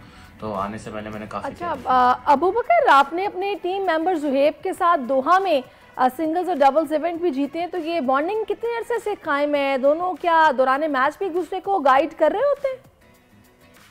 जी, मैं और ज़ेब तकरीबन पिछले 2 साल से पार्टनर हैं, और हम तकरीबन मोर देन 20 टाइटल्स जीते हैं, नेशनल भी और दोहा में भी हम जीते हैं। हम अच्छे पार्टनर होने के साथ साथ हमारी अच्छी दोस्ती भी है, और हम आपस में काफ़ी हमारी बॉन्डिंग है, और हम एक दूसरे को मैच के दौरान गाइड भी करते हैं। अच्छा, अब आप आलमी सतह पर भी जो है वो पाकिस्तान की पहचान बन रहे हैं। टेनिस खेल की बात करें तो दीगर ममालिक में खिलाड़ियों को जो सहूलियात मैसर हैं और पाकिस्तान में जो मैसर हैं, इनमें क्या ख़ास फ़र्क जो है वो आप महसूस करते हैं? ये पाकिस्तान फेडरेशन जितना हमें सपोर्ट करती हैं जितना कर सकती है वो उसमें हम अपना 100% देने की कोशिश करते हैं। 2021 में हम काज़ाकिस्तान गए थे, जहाँ पे अल्लाह की मेहरबानी से हमने सेमीफाइनल में इंडिया को हराया था और फाइनल में काज़ाकिस्तान को हराया था, और हिस्ट्री में ऐसा पहली दफ़ा हुआ था जो अंडर 12 टीम पाकिस्तान जीती है। अच्छा अबू बकर, नए आने वाले नौजवानों को आप क्या मशवरा देंगे, वो किस तरह खेल में अपना मकाम बना सकते हैं? मैं तो अभी खुद लर्निंग प्रोसेस में हूँ, और जितने मेरे दोस्त हैं वो गेम में आना चाहते हैं तो वो जिस भी गेम में आए उसमें अपना 100% दें और पाकिस्तान का नाम रोशन करें।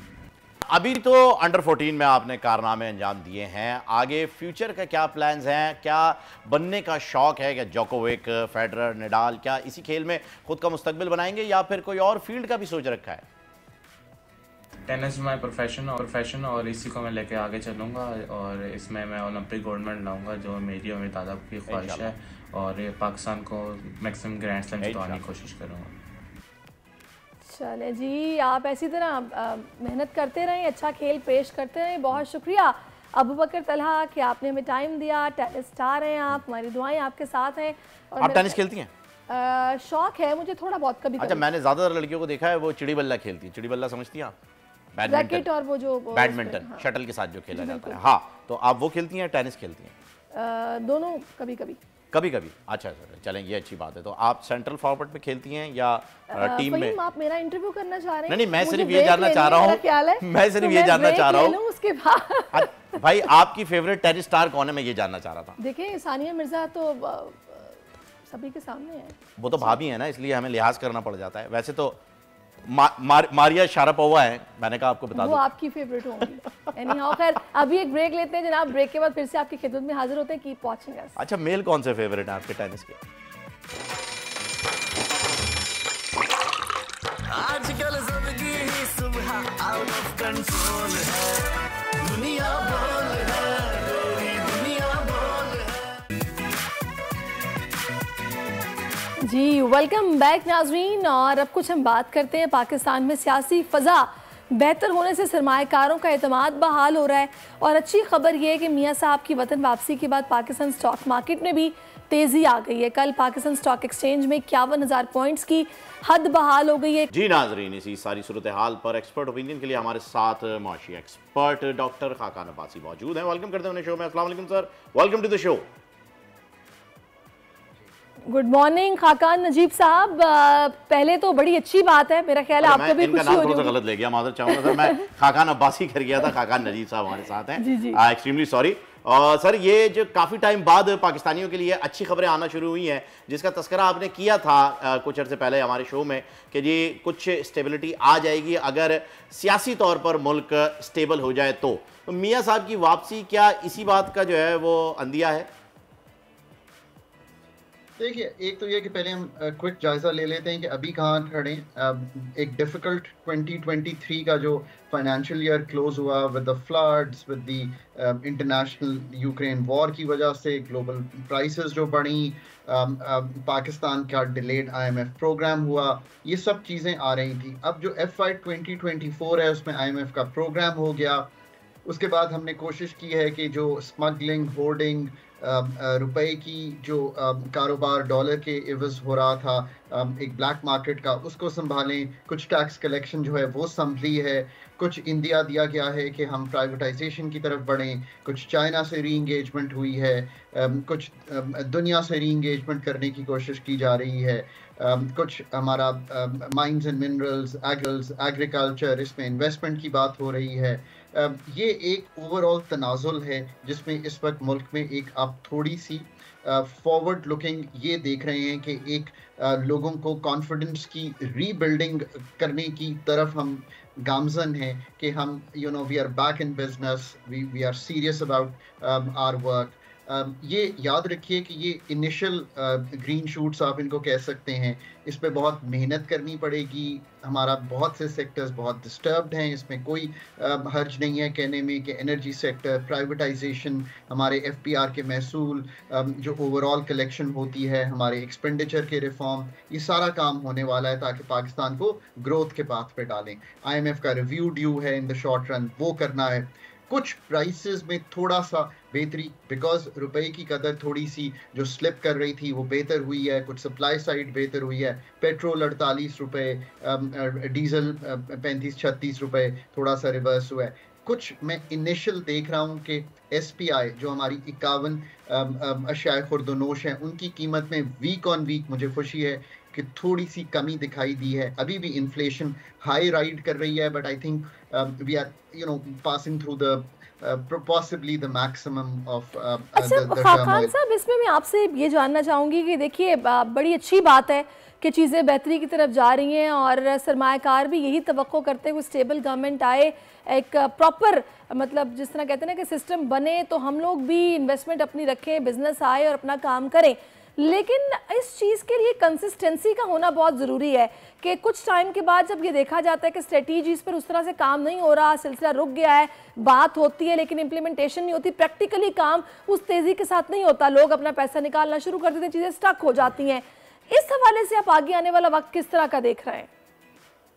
तो ये आपने 2-3 बहुत ही इंपॉर्टेंट चीज़ें सामने रखी हैं। एक तो आपने कहा कि इम्प्लीमेंटेशन, तो जितनी चीज़ों की हमने गुफ्तगू की, स्मगलिंग, होर्डिंग से लेकर प्राइवेटाइजेशन से लेकर एनर्जी सेक्टर के रिफॉर्म से लेकर, इन सब की अगले 5 साल इसी तरह इम्प्लीमेंटेशन होनी चाहिए। स्टेट की रिट को एक्सर्ट होना चाहिए, रिफॉर्म्स को काम करना चाहिए, पॉलिसीज़ को कंसिस्टेंटली जो बनी है उनको आगे चलना चाहिए।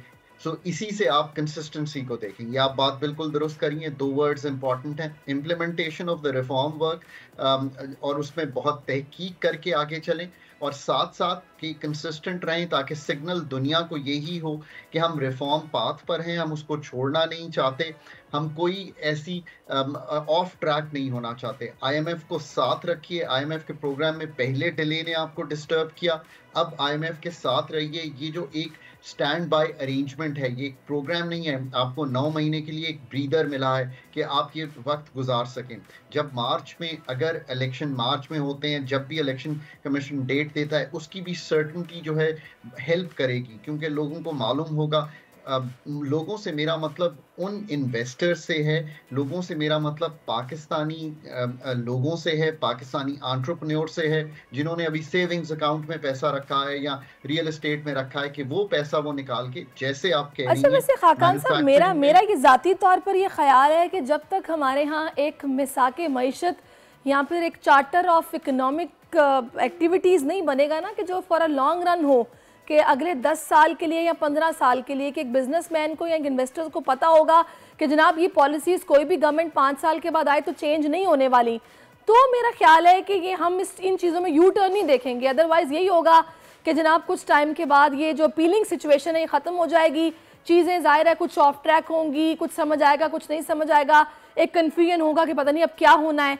तो इसके लिए एक लॉन्ग रन स्ट्रेटजी होना बहुत ज़रूरी है कि गवर्नमेंट भले तब्दील हो, वो चेंज ना हो। सेकेंडली, मुझे आप इसमें यह भी बताइएगा कि सारी सूरत हाल में आपको क्या लग रहा है कि कितना मैटर करता है आगे आने वाला वक्त, कि 9 महीने मुकम्मल होने के बाद क्या पेट्रोल प्राइसेस वापस उस पर आएंगी या फिर डॉलर का यू टर्न तो नहीं ले लेगा? आपको क्या नज़र आ रहा है? देखिए, एक चार्टर ऑफ सर्टेनिटी मैं समझता हूँ बहुत ज़रूरी है। उसमें आप चार्टर ऑफ इकोनॉमी या इंक्लूड कर सकते हैं कि हमने कैसे प्ले आउट करने हैं अगले 5-10 साल। I think that vision is important, because लोगों को ये मालूम हो कि यार things are going to move in this particular direction 5 साल 10 साल, और that doesn't mean कि हम कोई एक प्लान रखते हैं और उसकी जुजियात एक्सप्लेन करें, पर एक विजन ऑफ इकोनॉमी, एक डीरेगुलेटेड इकोनॉमी, एक प्राइवेट सेक्टर पनपता हुआ पाकिस्तान में, पाकिस्तान की एक्सपोर्ट्स होती हुई, पाकिस्तान की यूनिवर्सिटीज़ काम करती हुई, ये चीज़ें जो हैं पाकिस्तान की गवर्नमेंट विड्रॉ करती हुई कमर्शियल एक्टिविटीज़ से पाकिस्तान एक अच्छा रेगुलेटरी निज़ाम बनाता हुआ आगे चले, ये बात आपकी बिल्कुल दुरुस्त है। असल जो उम्मीद है, असल जो होप है, असल जो कॉन्फिडेंस है पाकिस्तान में, पाकिस्तान की इतनी बड़ी यूथ का जो 22-23 साल से नीचे हमारे इतने बड़ा पॉपुलेशन का बल्ज है, उसका जो असल उम्मीद है वो तभी बंधेगी कि उसको ये नज़र आए कि 5 से 10 साल में चीज़ें यहाँ से सर्टेनिटी की तरफ, चीज़ें यहाँ से बेहतरी की तरफ, इन द सेंस कि रिफॉर्म प्रोसेस जो है वो टेक होल्ड करेगा, पाकिस्तान में एम्प्लॉयमेंट बढ़ेगी, हमारी अपॉर्चुनिटीज़ जो हैं वो क्रिएट होंगी, वो उस तरफ जा रहा है। इसमें कोई दो आरा नहीं है। आने वाले 9 माह बहुत इंपॉर्टेंट हैं। IMF का प्रोग्राम कंप्लीट होना है, हमने अपने रिजर्व्स को बिल्ड करना है, हमने अपनी जो 23-24 अरब डॉलर हैं उनको सिक्योर करना है, हमने उधर से ट्रांजिशन करना है। एक और IMF के प्रोग्राम की ज़रूरत होगी पाकिस्तान को। उसी असना में एक पॉलिटिकल गवर्नमेंट ने टेक ओवर करना है, इस्टेब्लिशमेंट ने उसके साथ काम करना है। व्हेन आई से इस्टेब्लिशमेंट, मेरा मतलब मिलिट्री एंड सिविल दोनों ब्यूरोक्रेसी से है, दोनों एस्टैब्लिशमेंट से है, जुडिशरी ने उसको सपोर्ट करना है। इन सब जो आंसर हैं, इन सब जो हमारे जो आइन में रहते हुए जो हमने क्रिएट किया है अपना सिस्टम, उन्होंने एक डायरेक्शन में पुल करना है ताकि हम आगे बढ़ सकें। अच्छा, SIFC का क़याम ये जिस तरह अमल में आया वो कितना अभी इफेक्टिव रहेगा आगे चलकर? दूसरा देखिए खाकान साहब, एक पाकिस्तानी ये जानना उसके लिए बहुत ज़रूरी है कि अभी जो उसको थोड़ा पेट्रोल में रिलीफ मिला है, क्या ये वक्ती तौर पर है या आगे चलकर मजीद मिलेगा, या फिर वही प्रॉब्लम्स या परेशानी आएंगी? क्योंकि अभी हमें फैसिलिटेशन मुआहदा हुआ है ना हमारा IMF के साथ, आगे मजीद क्या सख्तियां होंगी, हमारे ख़जाने में अगर एक्सपोर्ट्स ना हुई उस तरह पैसा आएगा नहीं आएगा, ये सब जानना बहुत ज़रूरी है कि आगे क्या इन फ्यूचर होने वाला है।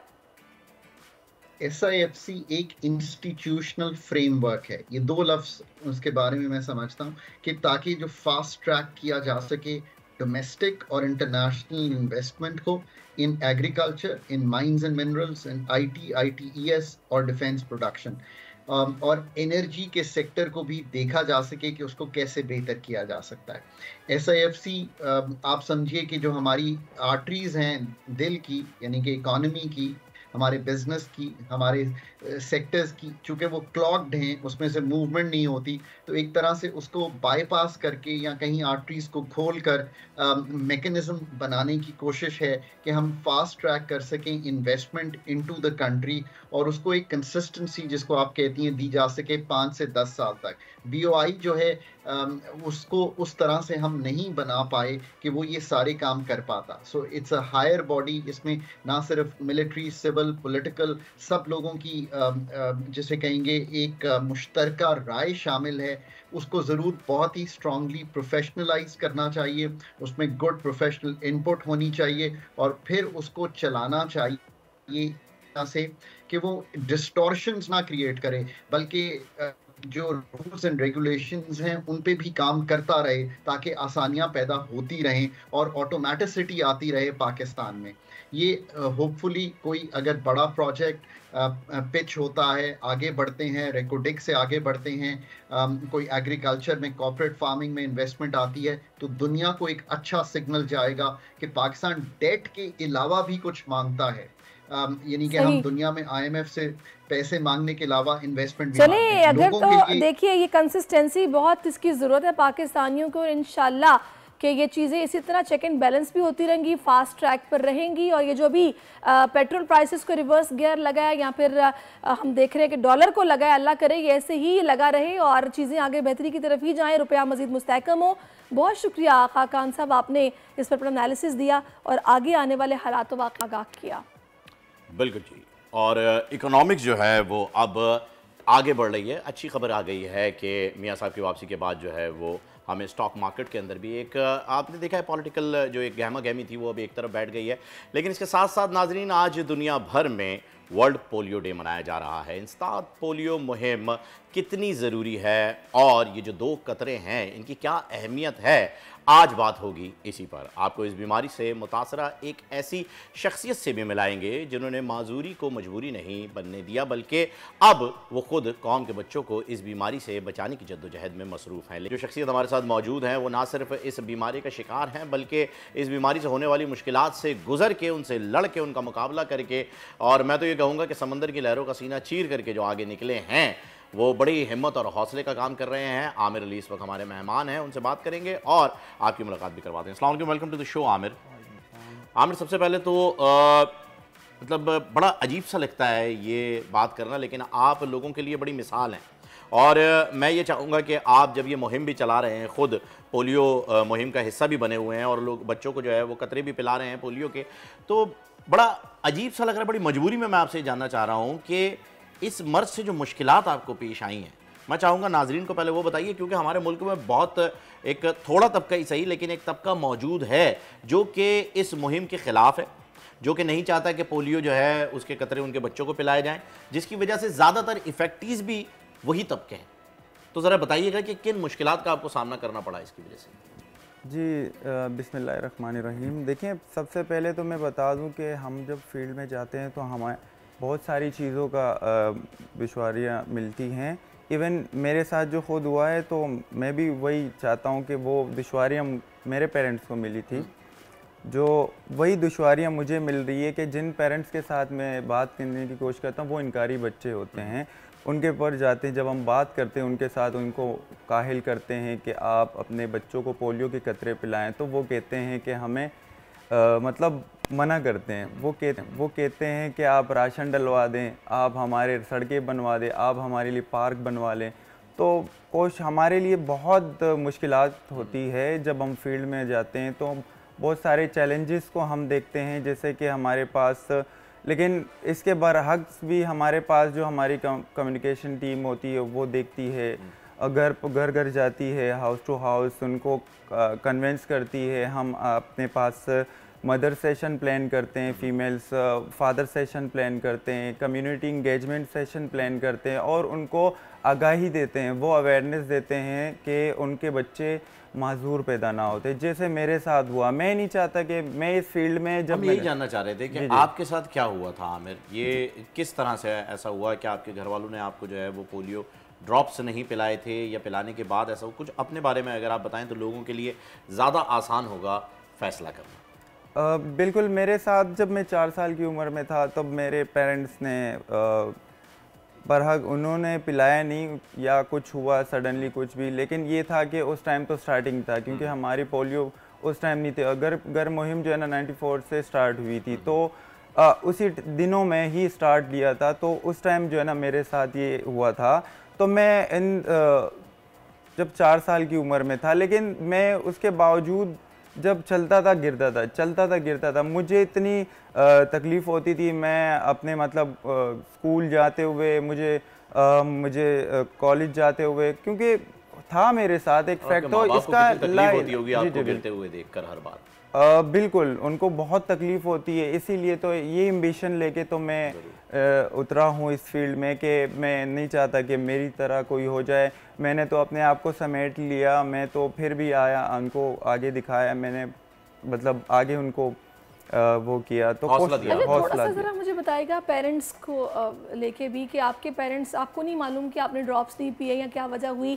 खैर आपके साथ ये हो गया, जो कि बस जाहिर है इस पर क्या अब किया जा सकता है, लेकिन आपने कब ये सोचा कि आप ये माजूरी किसी और बच्चे का ना हो, या आपने इसके लिए कुछ ना कुछ करना है? ये ख्याल आपको किस तरह आया, मतलब किस लम्हे आया कि आपने कहा नहीं बस अब ये करना है मैंने? जी बिल्कुल, मैं जब स्कूल लाइफ में था तो मुझे तकलीफ़ होती थी इस बात में। फिर मैं कॉलेज लाइफ में आया, फिर यूनिवर्सिटी लाइफ में आया, तो बहुत सारी तकलीफ़ें होती थी। मैं जब देखता था कि हर बस में जो है ना एक माजूर अफराद चढ़ता है, तो वो उतरता कैसे है और वो चढ़ता कैसे है, क्योंकि हर जगह तो ये सहूलत नहीं दी जाती है कि आपके पास शटल बस वगैरह हो। नहीं, तो ये इस वजह से जब मैंने ये देखा, तो मैंने अपनी जब ग्रेजुएशन कंप्लीट की, तो मैंने ये एम्बिशन लेके आया इस प्रोग्राम में कि मैं एज अ सोशल मोबिलाइज़र आया, और मैंने जो है ना आगाही देना शुरू कर दिया, और मैंने उनको मतलब उनके पेरेंट्स मतलब आपने कैसे एज अ सोशल मोबिलाइज़र काम शुरू किया? किसको ज्वाइन किया, किसकी मदद ली, या खुद किया, क्या किया? देखिए, मैं सबसे पहले तो मैं जो है ना इसके लिए गया, मैं आगे मतलब टाउन में बात की, आगे बात की, यूसी लेवल में बात की कि आगे जाके मतलब जा सकूं। हॉस्पिटल्स में गया, उनको बताया, क्योंकि पोलियो की टीम हर जगह होती है, हर हॉस्पिटल में होती है, और हर ट्रांजिट पॉइंट होते हैं, क्योंकि वो हॉस्पिटल्स में पाए जाते हैं। तो इसी वजह से मैंने जब उनको बताया कि मैंने आना है इस प्रोग्राम में, और मैंने ये एम्बिशन लेके आना है कि किसी बच्चे के साथ ऐसा ना हो जाए जो मेरे साथ हो, क्योंकि पोलियो लाइलाज बीमारी है, इसका कोई भी हल नहीं है। देखिए, एक दफ़ा अगर आपको इन्फेक्ट हो जाए तो आप कुछ भी कर ले, इसका कोई भी हल नहीं। और फिर वही परेशानियां बर्दाश्त करनी पड़ेंगी जो आपके पेरेंट्स ने की हैं, उसी तरीके से अपने बच्चों को गिरते हुए, लड़खड़ाते हुए, चोट खाते हुए देखना पड़ेगा, जैसे कि आपके घर वालों ने देखा है। आमिर, मुझे ये बताइएगा कि अभी तक आपने ये जो काउंसलिंग शुरू की है, लोगों को समझाने की, आगाही की जो मुहिम चलाई, इसमें क्या रेशियो आपके सामने, लोग आपकी बात सुन के कन्विंस हो गए, आपको देख के कि आप खुद भी एक इफेक्टी हैं, आप खुद पोलियो के मर्ज में मुब्तला हैं, उन्हें ये बात पता चली, ये महसूस हुआ? कितने % लोग जो हैं वो आपकी बात से कायल हुए? देखिए, हमारे पास मेजॉरिटी है, ज़्यादातर पेरेंट्स जो है ना वो समझते नहीं हैं। वो ये कहते हैं कि ये पोलियो पिलाने से कोई फ़र्क नहीं पड़ता, और ना इसका कोई हल ना कुछ है, क्योंकि हमारे पास ऐसे बहुत सारे इनकारी फैमिलीज़ हैं जिनको हम कायल करते हैं, लेकिन वो ये कहते हैं, कोई कहता है कि नहीं, आपको तो इसीलिए भेजा है क्योंकि आप सबको पिला सकें, और ये जो है ना यहूदन इशारा है, और ये समथिंग लाइक दैट, जो पुरानी बात है, वो बीमारी हो जाएगी, ये हो जाएगा, वो हो जाएगा। हाँ, तो ये इससे ये हो जाता है, ये जो है ना इनकी हो जाती है। तो कोविड की वैक्सीन के टाइम पे भी याद आना चाहिए ना कि भाई वो किसी यहूदी या किसी नसारा ने बनाई थी वो कोविड की वैक्सीन, जिसे लगवा के आप जो है अपने कारोबार के लिए मुल्क से बाहर जा रहे थे। देखें, ये जो है ना वो उनका एक माइंड बना हुआ, माइंड सेट बना हुआ है, तो उनको काहिल करने के लिए हम जाते हैं और उनको बताते हैं कि ये वैक्सीन जो है ये वाहिद ऐसी एक वैक्सीन है जो सेफ है। ठीक है, हर एक पेरेंट्स को अपने बच्चों को पिलाना चाहिए। क्यों? क्योंकि ये वैक्सीन पिलाते ही उनकी इम्यूनिटी बूस्ट होती है और वो ठीक होती है, क्योंकि जब आंतों में ये होता है तो बच्चा महफूज रहता है। अगर कोई वायरस अटैक करता है तो वो 22 से 14 दिन तक ये उनके पोलियो जो होता है वो जो है ना आंतों में उनके होता है, और तो लेकिन वो उसको इन्फेक्ट नहीं होता। अच्छा, ये कितने साल के बच्चों को होता है और कितने साल तक पिलाने चाहिए, जरा इस पे भी थोड़ी सी रोशनी डालें। देखिए, 5 साल के जो होता है, अंडर 5 ईयर जो है ना आपने पिलाना है बच्चा, हर साल पिलाना। देखिए, हम बेसिकली इस पे काम नहीं करते, हम 12 बीमारियां और पे भी काम करते हैं, वो भी इसी पे जो RI शेड्यूल कहलाती है, हिफाजती टीकाजात, वो भी होता है, और ये अंडर 5 ईयर ही आपको मतलब तक पिलाने होते हैं। अब ऐसा है कि अब बाहर जाने के लिए आपने भी पीना होगा, मैंने भी पीना होगा, हज उम्रे के लिए भी, हज के लिए तो खैर है ही है कि बिल्कुल आपने पीना ही है। वो यही सोच के पिलाते हैं क्योंकि ये वायरस हमारे कंट्री में ना आ जाए। अच्छा, ये कितनी ताज्जुब की बात है कि अभी आपने जिक्र किया कि लोग कहते हैं जी ये यहूद नसारा की साजिश है, हम नहीं पिला रहे और हज के लिए कंपलसरी है। एग्जैक्टली, तो आप ये पिए बगैर हज पे जा नहीं सकते, आपको पोलियो कार्ड चाहिए।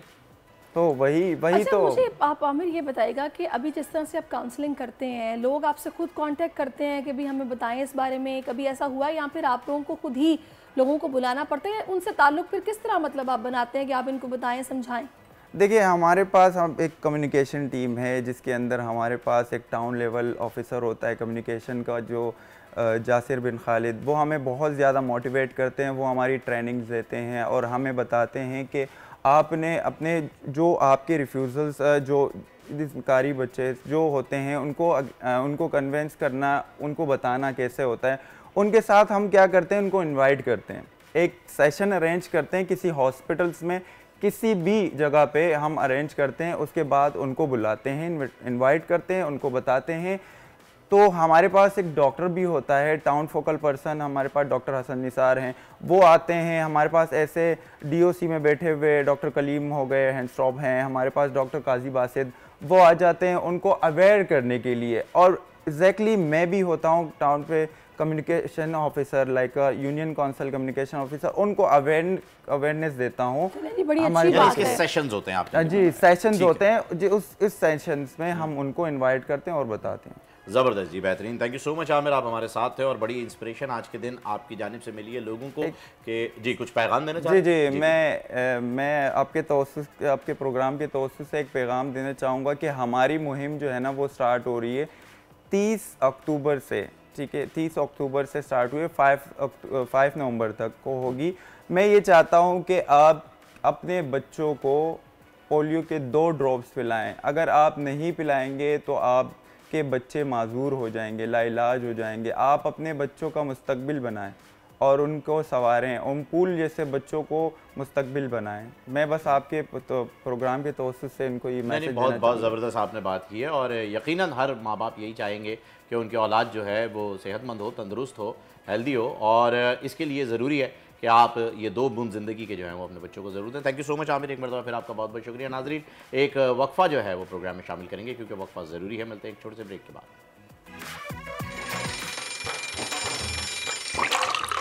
आजकल ज़िंदगी ही सुबह आउट ऑफ कंट्रोल है, दुनिया बोल है, दुनिया बोल है।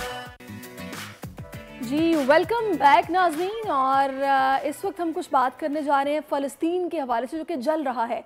गज़ा में खुराक की कमी है, हर तरफ बारूद का मलबा है, मौत का रक्स जारी है, हर रात उन पर कहर बनकर नाजिल हो रही है और 4000 शहादतों के बाद भी सेहूनी रियासत जंग बंदी पर राज़ी नहीं हो रही। अस्पतालों में हज़ारों मरीज़ हैं मगर अद्वियात इंतहाई महदूद हैं। रफ़ा बॉर्डर पर इमदादी ट्रक खड़े हैं लेकिन गज़ा दाखिले की इजाज़त नहीं मिल रही है। पाकिस्तान के कई शहरों में भी इमदादी कैंप लग गए हैं। गज़ा के लिए फंड रेजिंग का अमल शुरू हो गया है। जमात इस्लामी समेत कई सियासी और समाजी तंजीमें फंड रेजिंग के लिए मैदान में आ गए, लेकिन सवाल ये पैदा होता है कि ये इमदाद कब और कैसे पहुंचेगी। इसी पर बात करने के लिए हमें उबैदुल्लाह खान साहब ने ज्वाइन किया, जो कि सेक्रेटरी जनरल है पाकिस्तान रेड क्रिसेंट सोसाइटी के। अस्सलाम वालेकुम उबैद साहब। वालेकुम सलाम। उबैद साहब, आपने मेरे और फ़हीम के इंट्रो से तो अंदाज़ा लगा लिया होगा कि हम यही जानना चाह रहे हैं कि मुल्क भर में मुख्तलिफ जगहों पर तंजीमें भी हैं, जमातें भी हैं जो कि इस वक्त फ़ंड रेजिंग भी कर रही हैं और इमदाद इकट्ठी भी कर रही हैं, लेकिन फैसल ईदी साहब हमारे पास आए थे शो में और उन्होंने आके बताया कि फ़िलहाल मुमकिन नहीं है कि ये इमदाद पहुँच सके। उनके रास्ते मुकम्मल तौर पर बंद हैं और अभी कोई ऐसा राब्ता नहीं हुआ कि इस चीज़ को मुमकिन बनाया जा सके। इस हवाले से आप हमें बताएंगे कि क्या सूरत हाल है?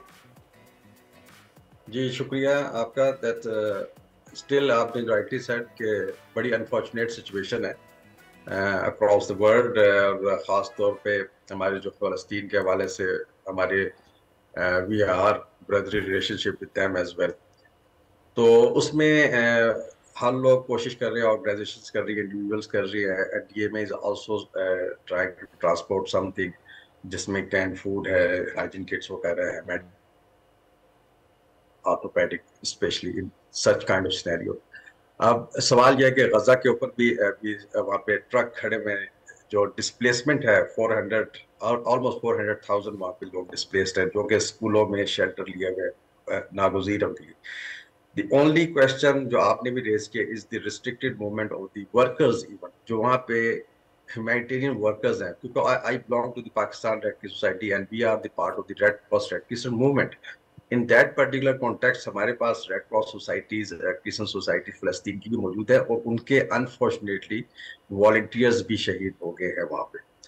और ये जो restricted movement है वो अभी बड़ी alarming है, एक collective kind of डैमेज है फॉर द पीपल जो कि सरेंडर है वहाँ पे उनके लिए। I was just listening some news yesterday कि वहाँ पे 120 इंक्यूबेटर्स के अंदर बेबीज भी हैं that are on high risk.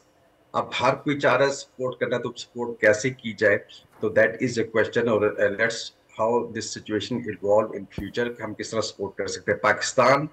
मैं थोड़ा सा बता दूं मूवमेंट के हवाले से what we have done and what we are doing and efforts. उसमें ये है कि क्योंकि हमारा international committee of Red Cross and international federation of Red Cross they are the movement partner, वो हमें गाइड करते हैं, सपोर्ट करते हैं। वी हैव अपने हमारे इंटरनल टूल्स होते हैं हाउ टू सपोर्ट पीपल। इस सिनेरियो के अंदर जो फ़लस्तीन रेड क्रिसेंट सोसाइटी है उन्होंने एक इंटरनेशनल अपील भी लॉन्च की है। I hope one initially for 1 million CHF की। उसमें व्हाट वी कैन डू, हम उन्हें कैश डोनेशन सपोर्ट कर सकते हैं and we are doing right now. हमने अपनी ब्रांचेस से भी कहा है, अपने इंडिविजुअल से भी कहा है, अपने डोनर्स से भी कहा है कि हमें कैश डोनेशंस दें हम, ताकि उस अपील को, if we can not move things to that areas, at least what we can do, we can make donation of cash and we can contribute to that appeal. International federation ने appeal launch की है, उस emergency appeal को हम पैसे भेजेंगे and they can make best use of that money available with them. अच्छा उबैदुल्लाह साहब, sorry to cut you here, एक चीज़ यहाँ पे क्लियर कर दीजिएगा प्लीज़। जैसा कि अभी सारिश ने आपको बताया कि यहाँ पे बहुत सारे फलाई इदारे ऐसे हैं जो कि पका पकाया खाना भी ले रहे हैं और जितनी भी आपने बताई कि जी खुश्क खाने पीने की जो भी चीज़ें रेडी टू ईट वो सब जमा कर रहे हैं, लेकिन मिस्र का बॉर्डर खुला नहीं है। That is the only way. ये भी करेक्ट कर दीजिएगा हमें कि कोई और रास्ता है या नहीं। हमें फैसल एदी साहब ने जो इन्फॉर्मेशन दी थी हम वो आपको बता रहे हैं, that is the only way. और वहाँ पर इस वक्त 200 से 250 ट्रॉलर खड़े हैं, उन्हें परमिशन नहीं है गाज़ा में जाने की। फिर ये सारी चीज़ें जो यहाँ पर जमा की जा रही हैं जो कि कैश नहीं है, जैसा कि आपने बताया कि cash is the only way, ये कैश नहीं है, ये सब जो जमा हो रहा है ये कहाँ जा रहा है? तो देखें लोगों की जो एफर्ट है, ये सिंसियरिटी है, उसमें दूसरी राय नहीं, ठीक है। वो प्योर, खास तौर पर जब when we talk about specially फ़लस्तीन, वो एज ए पाकिस्तानी, वो लोगों की उसके साथ हमदर्दियाँ और सिंसियरिटी, तो लाजमी बात है लोगों की एफर्ट जारी है। बट ये सारी चीज़ें जज्बे के तहत इकट्ठी करके, this is not a normal disaster, this is not a kind of natural calamity जिसमें कहीं खुदा ना खास्ता ज़ल्ज़ला है या सैलाब है तो वहां तक पहुंच जाए। इसमें एक ये this is a conflict like situation, international war between two countries, तो इसमें strategy of response should be different and some technical. तो उसमें मैं यही कह रहा हूँ कि सारी चीजें जाके आई वुड नॉट रिकमेंड, लोगों से यही कहूंगा, मैं मैसेज भी होगा कि please don't collect ration, don't collect जो पेरिशेबल आइटम्स है that can be destroyed, that can be perished in few days time. तो बेहतर है कि अगर आपने कुछ कलेक्ट भी करना है, I would recommend first cash, second is अगर करना है तो can food that can survive at least for certain period of time, अगर जब तक बॉर्डर खुलता है, क्योंकि situation is still evolving, international pressures हैं, UN is also doing contribution, वो अपने एफर्ट्स कर रहे हैं, नेगोशिएशंस की बातचीत चल रही है, नोबडी नोस कब ये इवॉल्व होती है सिचुएशन, कब ये सॉर्ट आउट होती है। अभी उबैद साहब कुछ मैं रीसेंट अगर न्यूज़ की बात करूं, आप मुझे करेक्ट कीजिएगा अगर मैं ठीक नहीं हूं, मेरी नज़र से गुजरी है कि अमेरिकन फोर्सेस इन बॉर्डर्स पर मौजूद हैं और कुछ ट्रक्स को अंदर जाने की इजाज़त दी भी गई है लेकिन बहुत लिमिटेड, तो यानी कि सिलसिला कुछ शुरू हुआ है, बहुत ज़्यादा नहीं। जी ऐसी बात है, that's why I am saying कि अभी situation on each passing day ये इवॉल्व हो रही है, क्या अनफोल्ड होता है, तो इससे बेहतर है कि जब चीज़ वहाँ पे पहुंचेगी और वो खुदा न खास्ता पेरिश हो जाए, ज़ाया हो जाए, तो हमारी सारी एफर्ट करने का ज़ाया नहीं है। जज्बा अपनी जगह पे जरूर रखें लेकिन उस चीज को लेके जाएं जो चीज उस लोगों तक पहुंच सके। कैश बेस्ट है। पाकिस्तान रेड क्रिसेंट सोसाइटी की जो फलस्तीन रेड क्रिसेंट सोसाइटी की इंटरनेशनल अपील है, हम उसे अपील आज भी हमारे जो चेयरमैन साहब हैं, he is in the embassy with the ambassador of फलस्तीन, उनसे कंडोलेंस सारा कुछ, बट हमने उस कैश अपील को करें हम लोग, तो कि एक नॉर्मल वे है, तो ultimately they can make use of that unearmark money होगी वो बिल्कुल उबैदुल्लाह साहब, आपकी बात बिल्कुल पहुंच चुकी है आवाम तक, हमारे जितने नाजरीन है उन सब तक ये बात पहुंच चुकी है कि कैश जो है उसे प्रेफर किया जाए देना, ना कि आप चीजें खरीदे। अगर कोई कलेक्शन भी करनी है जा तो सकते हैं। एक सवाल ले लीजिएगा, उसे कंटिन्यू कर लीजिएगा आप अपने साथ ही।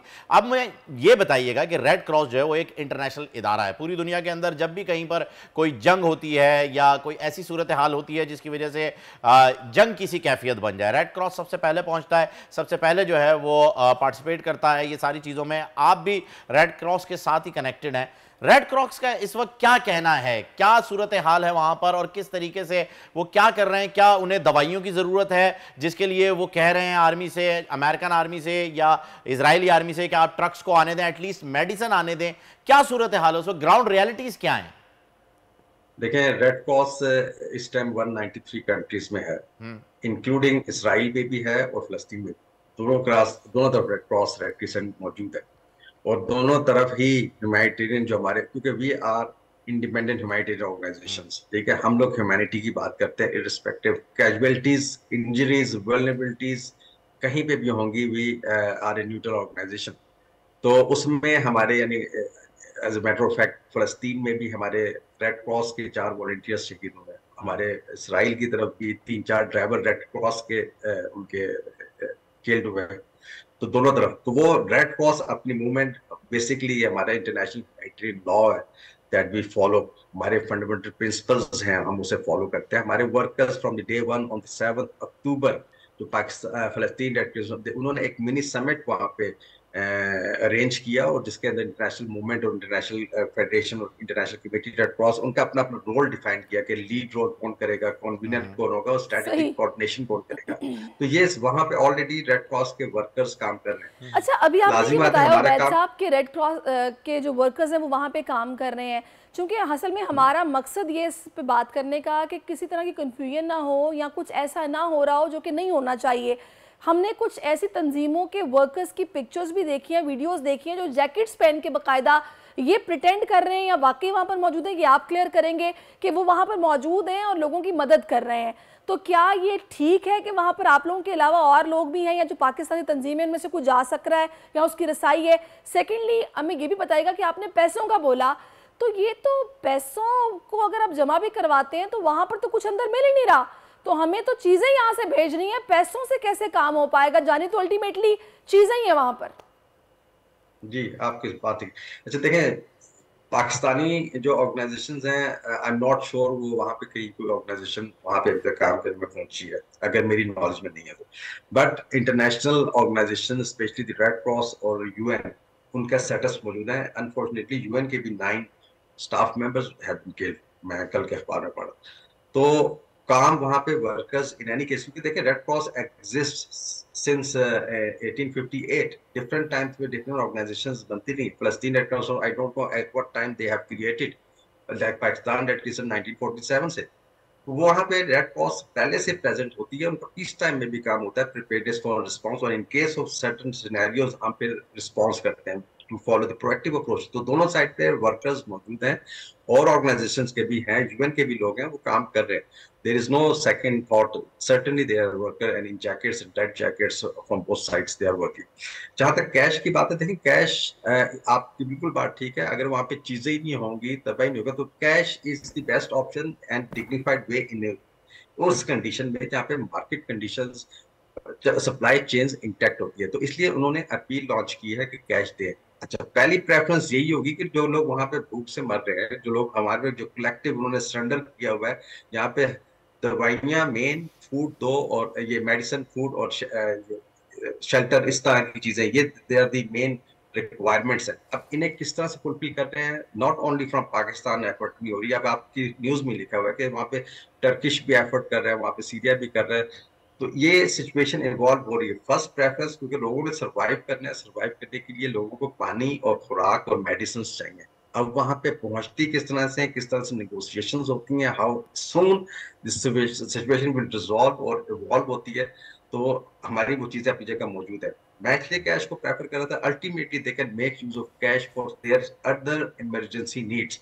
वो प्रायोरिटाइज करेंगे, वो अपनी नीड्स के हिसाब से करेंगे। वी कुड नॉट से कि आप इस काम के लिए, that's why I am saying unearmark पैसे दे, not send it at any earmarking के भी आप इस काम के लिए करें, फ्री उन्हें ऐड दे दे, वो इसके लिए करते हैं। Let them decide to. तो वैद साहब, ये जो फंड रेजिंग आपने पैसों की बात की है, ये फिर अगर पाकिस्तानी इमदाद देना चाहते हैं और किसी ऑथेंटिक, जैसा कि आप लोग काम कर भी रहे हैं, इंटरनेशनली आप लोग रिकग्नाइज्ड भी हैं, तो किस तरह आप लोगों को ये इमदाद दी जा सकती है? लेकिन सरिश यहाँ पर ये बात आ जाती है कि उबैद साहब ये भी बताइएगा, आपने कहा कि कोई चीज़ रेड क्रॉस को भी परमिशन नहीं है कि बॉर्डर क्रॉस करवा के इजिप्ट के बॉर्डर के थ्रू लाई जा सके, और वहाँ कोई चीज़ मिल ही नहीं रही, तो उन पैसों को किस तरीके से यूटिलाइज किया जाएगा? तो देखें, रेड क्रॉस बाहर से एक्सेस नहीं है, जो वहाँ की रेड क्रिसेंट है वो तो काम कर रही है, जो अंदर की रेड क्रिसेंट है वो तो अंदर काम कर रही है, वो तो उसी मुल्क में रह रहे हैं, तो उन्होंने अपील लॉन्च की। वहाँ पे हमारा इंटरनेशनल फेडरेशन का भी ऑफिस है, अपील लॉन्च की। देखें, हम लोग, मैं अपनी बात करूँ रेड क्रॉस मूवमेंट की, गवर्नमेंट किस तरह से पैसे इकट्ठे करती है, लोग कैसे करते हैं, ऑर्गेनाइजेशन कैसे करती हैं, उनके अपने sources. But I have just discuss के फलस्तीन रेड क्रॉस सोसाइटी उसने अपील लॉन्च की है। I can share you that link as well, कि अगर लोग उस अपील को डायरेक्ट सपोर्ट करना चाहें, वो इंटरनेशनल फेडरेशन के थ्रू है, वो डायरेक्ट उनके अकाउंट में जाएगा, और वो इंटरनेशनल मैकेनिज्म है, we have that tool. Pakistan में भी कोई अगर मुसीबत आती है, जैसे लास्ट ईयर का फ्लड्स आया था 2022 का, तो हमने भी अपील लॉन्च की थी इंटरनेशनल फेडरेशन के थ्रू, और उसमें हमें तो इंटरनेशनल रेड क्रॉस के थ्रू, गवर्नमेंट्स के थ्रू पैसे आते हैं। देन अभी तक हम वो यूज कर रहे हैं रिहेबिलिटेशन और रिकवरी फेज के लिए फॉर द फ्लड्स। इसी तरह पूरी दुनिया में मैकेनिज्म होता है, तो लोग कैन कंट्रीब्यूट। ठीक है, कोई भी कंट्रीब्यूट कर सकता है और इस मैकेनिज्म के थ्रू आप तक इमदाद पहुंचाई जा सकती है, लोग कर सकते हैं, इंडिविजुअल कर सकते हैं। तो बहुत शुक्रिया उबैदुल्लाह साहब, आपने अपना कीमती वक्त हमें दिया और इस हवाले से आपने किया, और यही आप बता रहे हैं कि जी पैसे जितने ज़्यादा देंगे वो ज़्यादा बेहतर है। बिल्कुल ज़रूरी है कि चीज़ें भी जाएं, लेकिन पैसे जो हैं उसको प्रायोरिटी दी जाए, और उसके बाद चीज़ें जो हैं वो खरीद जा सकें। लेकिन अपना पैसा देने से पहले ये ज़रूर कंफर्म कर लीजिएगा कि आपका पैसा सही जगह पर लग रहा है। अब बोल्ड प्रेडिक्शन में आ जाते हैं और बात कर लेते हैं सितारों की। सितारों के अहवाल में आज आपका दिन कैसा रहेगा, और सियासी सूरत हाल पर मुस्तकबिल के सितारे क्या पैगाम दे रहे हैं, ये जानने के लिए चलते हैं tarot card expert Unsa Shah की जानिब। अस्सलाम वालेकुम, welcome to the show Unsa. वालेकुम सलाम, good morning. Thank you. Very good morning जी। भाई मैच हार गए हम, आपने कहा था जीत जाएंगे। सबसे पहले तो ये बताएं की हो रहा है? पता नहीं, कार्ड्स तो बिल्कुल सही कह रहे हैं। ये आप गड्डी बदल लें भाई, दूसरी मर्तबा आपकी गड्डी फेल हुई है। हम यहाँ उम्मीद लगा लेते हैं, हाँ ये पैसे भी लगा लेती है। नहीं, मुझे मैं पैसे भी लगा लेता हूँ। अच्छा उनसा, मुझे ये बताएगा, वैसे सीरियसली दिल नहीं चाह रहा कि मैं आपसे ये पूछूं कि अगले मैचेस में क्या हाल है, वाले नहीं वाला है ना। मियां साहब का ही पूछ लेते हैं, छोड़ो। मेरा तो दिल ही नहीं, मैं बात नहीं कर रहा क्रिकेट पे जी, मियां साहब की बात। अच्छा चले जी, मियां साहब की बात ही कर लेते हैं। मियां साहब की आज पेशी है जी, और वो सरेंडर कर रहे हैं, अदालतों का सामना उन्होंने करना है, तो उनके कार्ड्स क्या कह रहे हैं? रिलीफ है या तकलीफ है?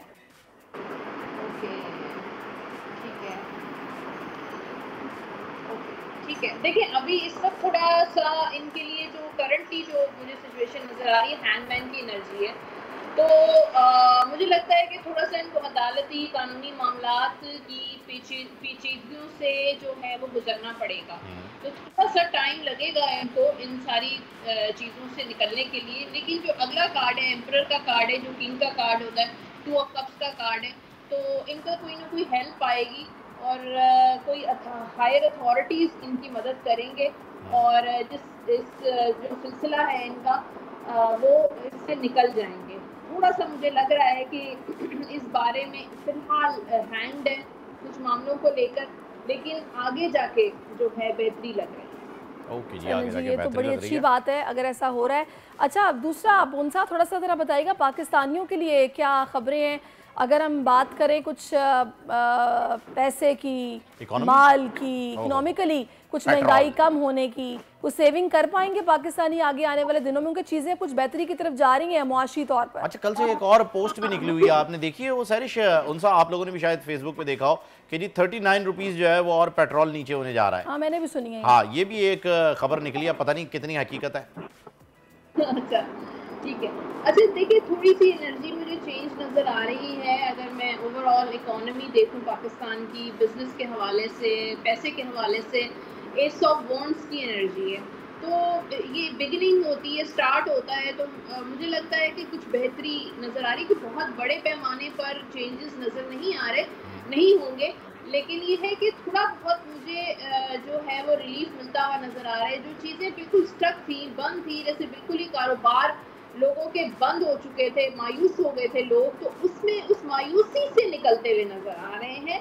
यहाँ पर आगे हेरोफिन का कार्ड है, कुछ अल्लाह की मदद भी नजर आ रही है और कुछ हायर अथॉरिटीज की जैसे होता है ना सख्ती के बगैर तो यहाँ पर कुछ हो नहीं सकता। तो यहाँ पर हेरोफिन का कार्ड है, हायर अथॉरिटीज ने कुछ स्ट्रिक्टनेस ऐसी की है कि अवाम की तरफ रिलीफ मिल रहा है। तो एनर्जीज हैं, अगर जो लोग अपना बिजनेस वगैरह स्टार्ट करना चाहते हैं या कोई नया काम स्टार्ट करना चाहते हैं, इन्वेस्टमेंट्स करना चाहते हैं, तो उनके लिए एक पॉजिटिव एनर्जीज नज़र आ रही हैं कि अब आप जो एक अनसर्टेन सिचुएशन थी उससे पाकिस्तान ज़बरदस्त। अच्छा, आपने अभी अल्लाह की मदद का जो है वो तस्करा किया कि जी कौम के लिए जो है वो अल्लाह की गायबी मदद भी जो है वो आ सकती है। मैं तो चाहूँगा जी, मैं बात नहीं करना चाह रहा था इस टॉपिक पे, लेकिन मजबूरन करनी पड़ेगी क्योंकि आवाम की दिलचस्पी अभी भी कुछ बाकी है। तो मुझे बताइए कि अल्लाह की मदद क्या उन 11 मजलूम लोगों के लिए भी आने वाली है जो हिंदुस्तान में फंसे हुए हैं, जिन्हें हम अपनी क्रिकेट टीम कहते हैं? अच्छा, बस देखिए, अब उनके लिए हम दुआ ही कर सकते हैं और दुआओं से भी शायद जो है गुजारा नहीं हो रहा। पर देख ही लें कार्ड उनके भी जी, 6 ऑफ कप्स का कार्ड है, सैडनेस का कार्ड है, तो इन्होंने डिसअपॉइंट ही किया है सबको, पूरे पाकिस्तान कौम को डिसअपॉइंट किया है और ये खुद भी डिसअपॉइंट हुए हैं। शायद उनकी एक्सपेक्टेशंस ऐसी नहीं थी कि वो उनकी परफॉर्मेंस ऐसी जाएगी। अब फ्यूचर का जो कार्ड है एम्प्रेस, चलिए फिर दुआएं कर लेते हैं, अल्लाह करे बेहतरी हो। अच्छा, उनसे जल्दी से क्विकली होरोस्कोप की तरफ आ जाइए, क्योंकि बहुत सारे लोग आम पाकिस्तानी जानना चाहते हैं हफ्ता कैसा गुजरेगा। अच्छा, इस वक्त एरीज वालों के जो हालात मुझे लग रहे हैं, उनके लिए 9 ऑफ वॉन्ड्स का कार्ड है। तो एरीज वाले जो हैं फिलहाल उनकी कामों में डिलेस हो सकते हैं, शादी के मामलात हो गए, कारोबारी मामलात हो गए, पैसों के मामलात हो, नौकरी के डिलेज हो सकते हैं, लेकिन ये परमानेंट नहीं है, टेम्परेरी डिले होगा। वक्ती तौर पर थोड़े उनकी चीज़ें डिले होंगी, लेकिन आगे जाके बेहतरी हो जाएगी।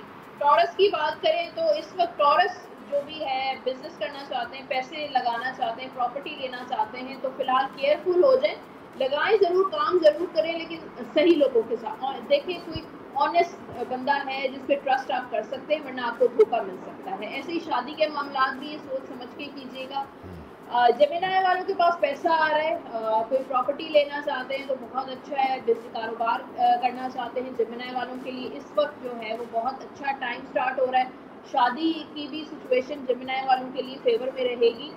फिर कैंसर की बात करें तो चैलेंजेस वाला टाइम लग रहा है, स्ट्रगल, बहुत ज़्यादा मेहनत कर रहे हैं, मसरूफियत बढ़ रही है, हर काम में थोड़ी रुकावटें आएंगी, लेकिन अगर उन्होंने काम करते रहे अपना तो फिर इनको नाकामी नहीं होगी। शादी नहीं होगी कैंसरियंस की, कैंसरियंस की शादी में भी थोड़ी रुकावटें होंगी, चैलेंजेस, यानी कि अगर अपनी पसंद की शादी करना चाहते हैं तो थोड़ा मुश्किल होगा उनके लिए। तो कैंसर है, क्या करेंगे? लियो वाले जो हैं उनको कोई गुड न्यूज़ मिल सकती है, कोई खुशखबरी, ख़वातीन तनसीब कर सकती हैं, नौकरी से रिलेटेड गुड न्यूज़ मिल सकती है, इंटरव्यू दिया है कहीं पर या क्या, तो वहाँ पर उनको कॉल आ सकती है, नौकरी वगैरह मिल सकती है। इसके वर्गो वाले जो हैं ट्रैवलिंग नज़र आ रही है, सफ़र पर जा रहे हैं, बिजनेस से रिलेटेड फैमिली के साथ, और फन टाइम नज़र आ रहा है, सेलिब्रेशन, शादी, पार्टी, ये जी रहे हैं अपनी ज़िंदगी, वर्गो वाले खुश नज़र आ रहे हैं। सारिश, ये ज़िंदगी जी रहे हैं वर्गो वाले, हम तो सिर्फ ऑक्सीजन को जो है वो नाइट्रोजन बना रहे हैं। लिब्रा जो है वो स्टार का कार्ड है, तो जो भी विश करेंगे, जो दुआ मांगेंगे, जो भी ख्वाहिश करेंगे उनकी पूरी होगी, और मिरेकल्स होते हुए नजर आ रहे हैं। लिब्रा वालों की लाइफ में मौजज़े होंगे, अचानक कोई चीज़ इनको मिल जाएगी जो उन्होंने काफ़ी अर्सा पहले सोची थी, वो ज़रूर उनको मिल जाएगी।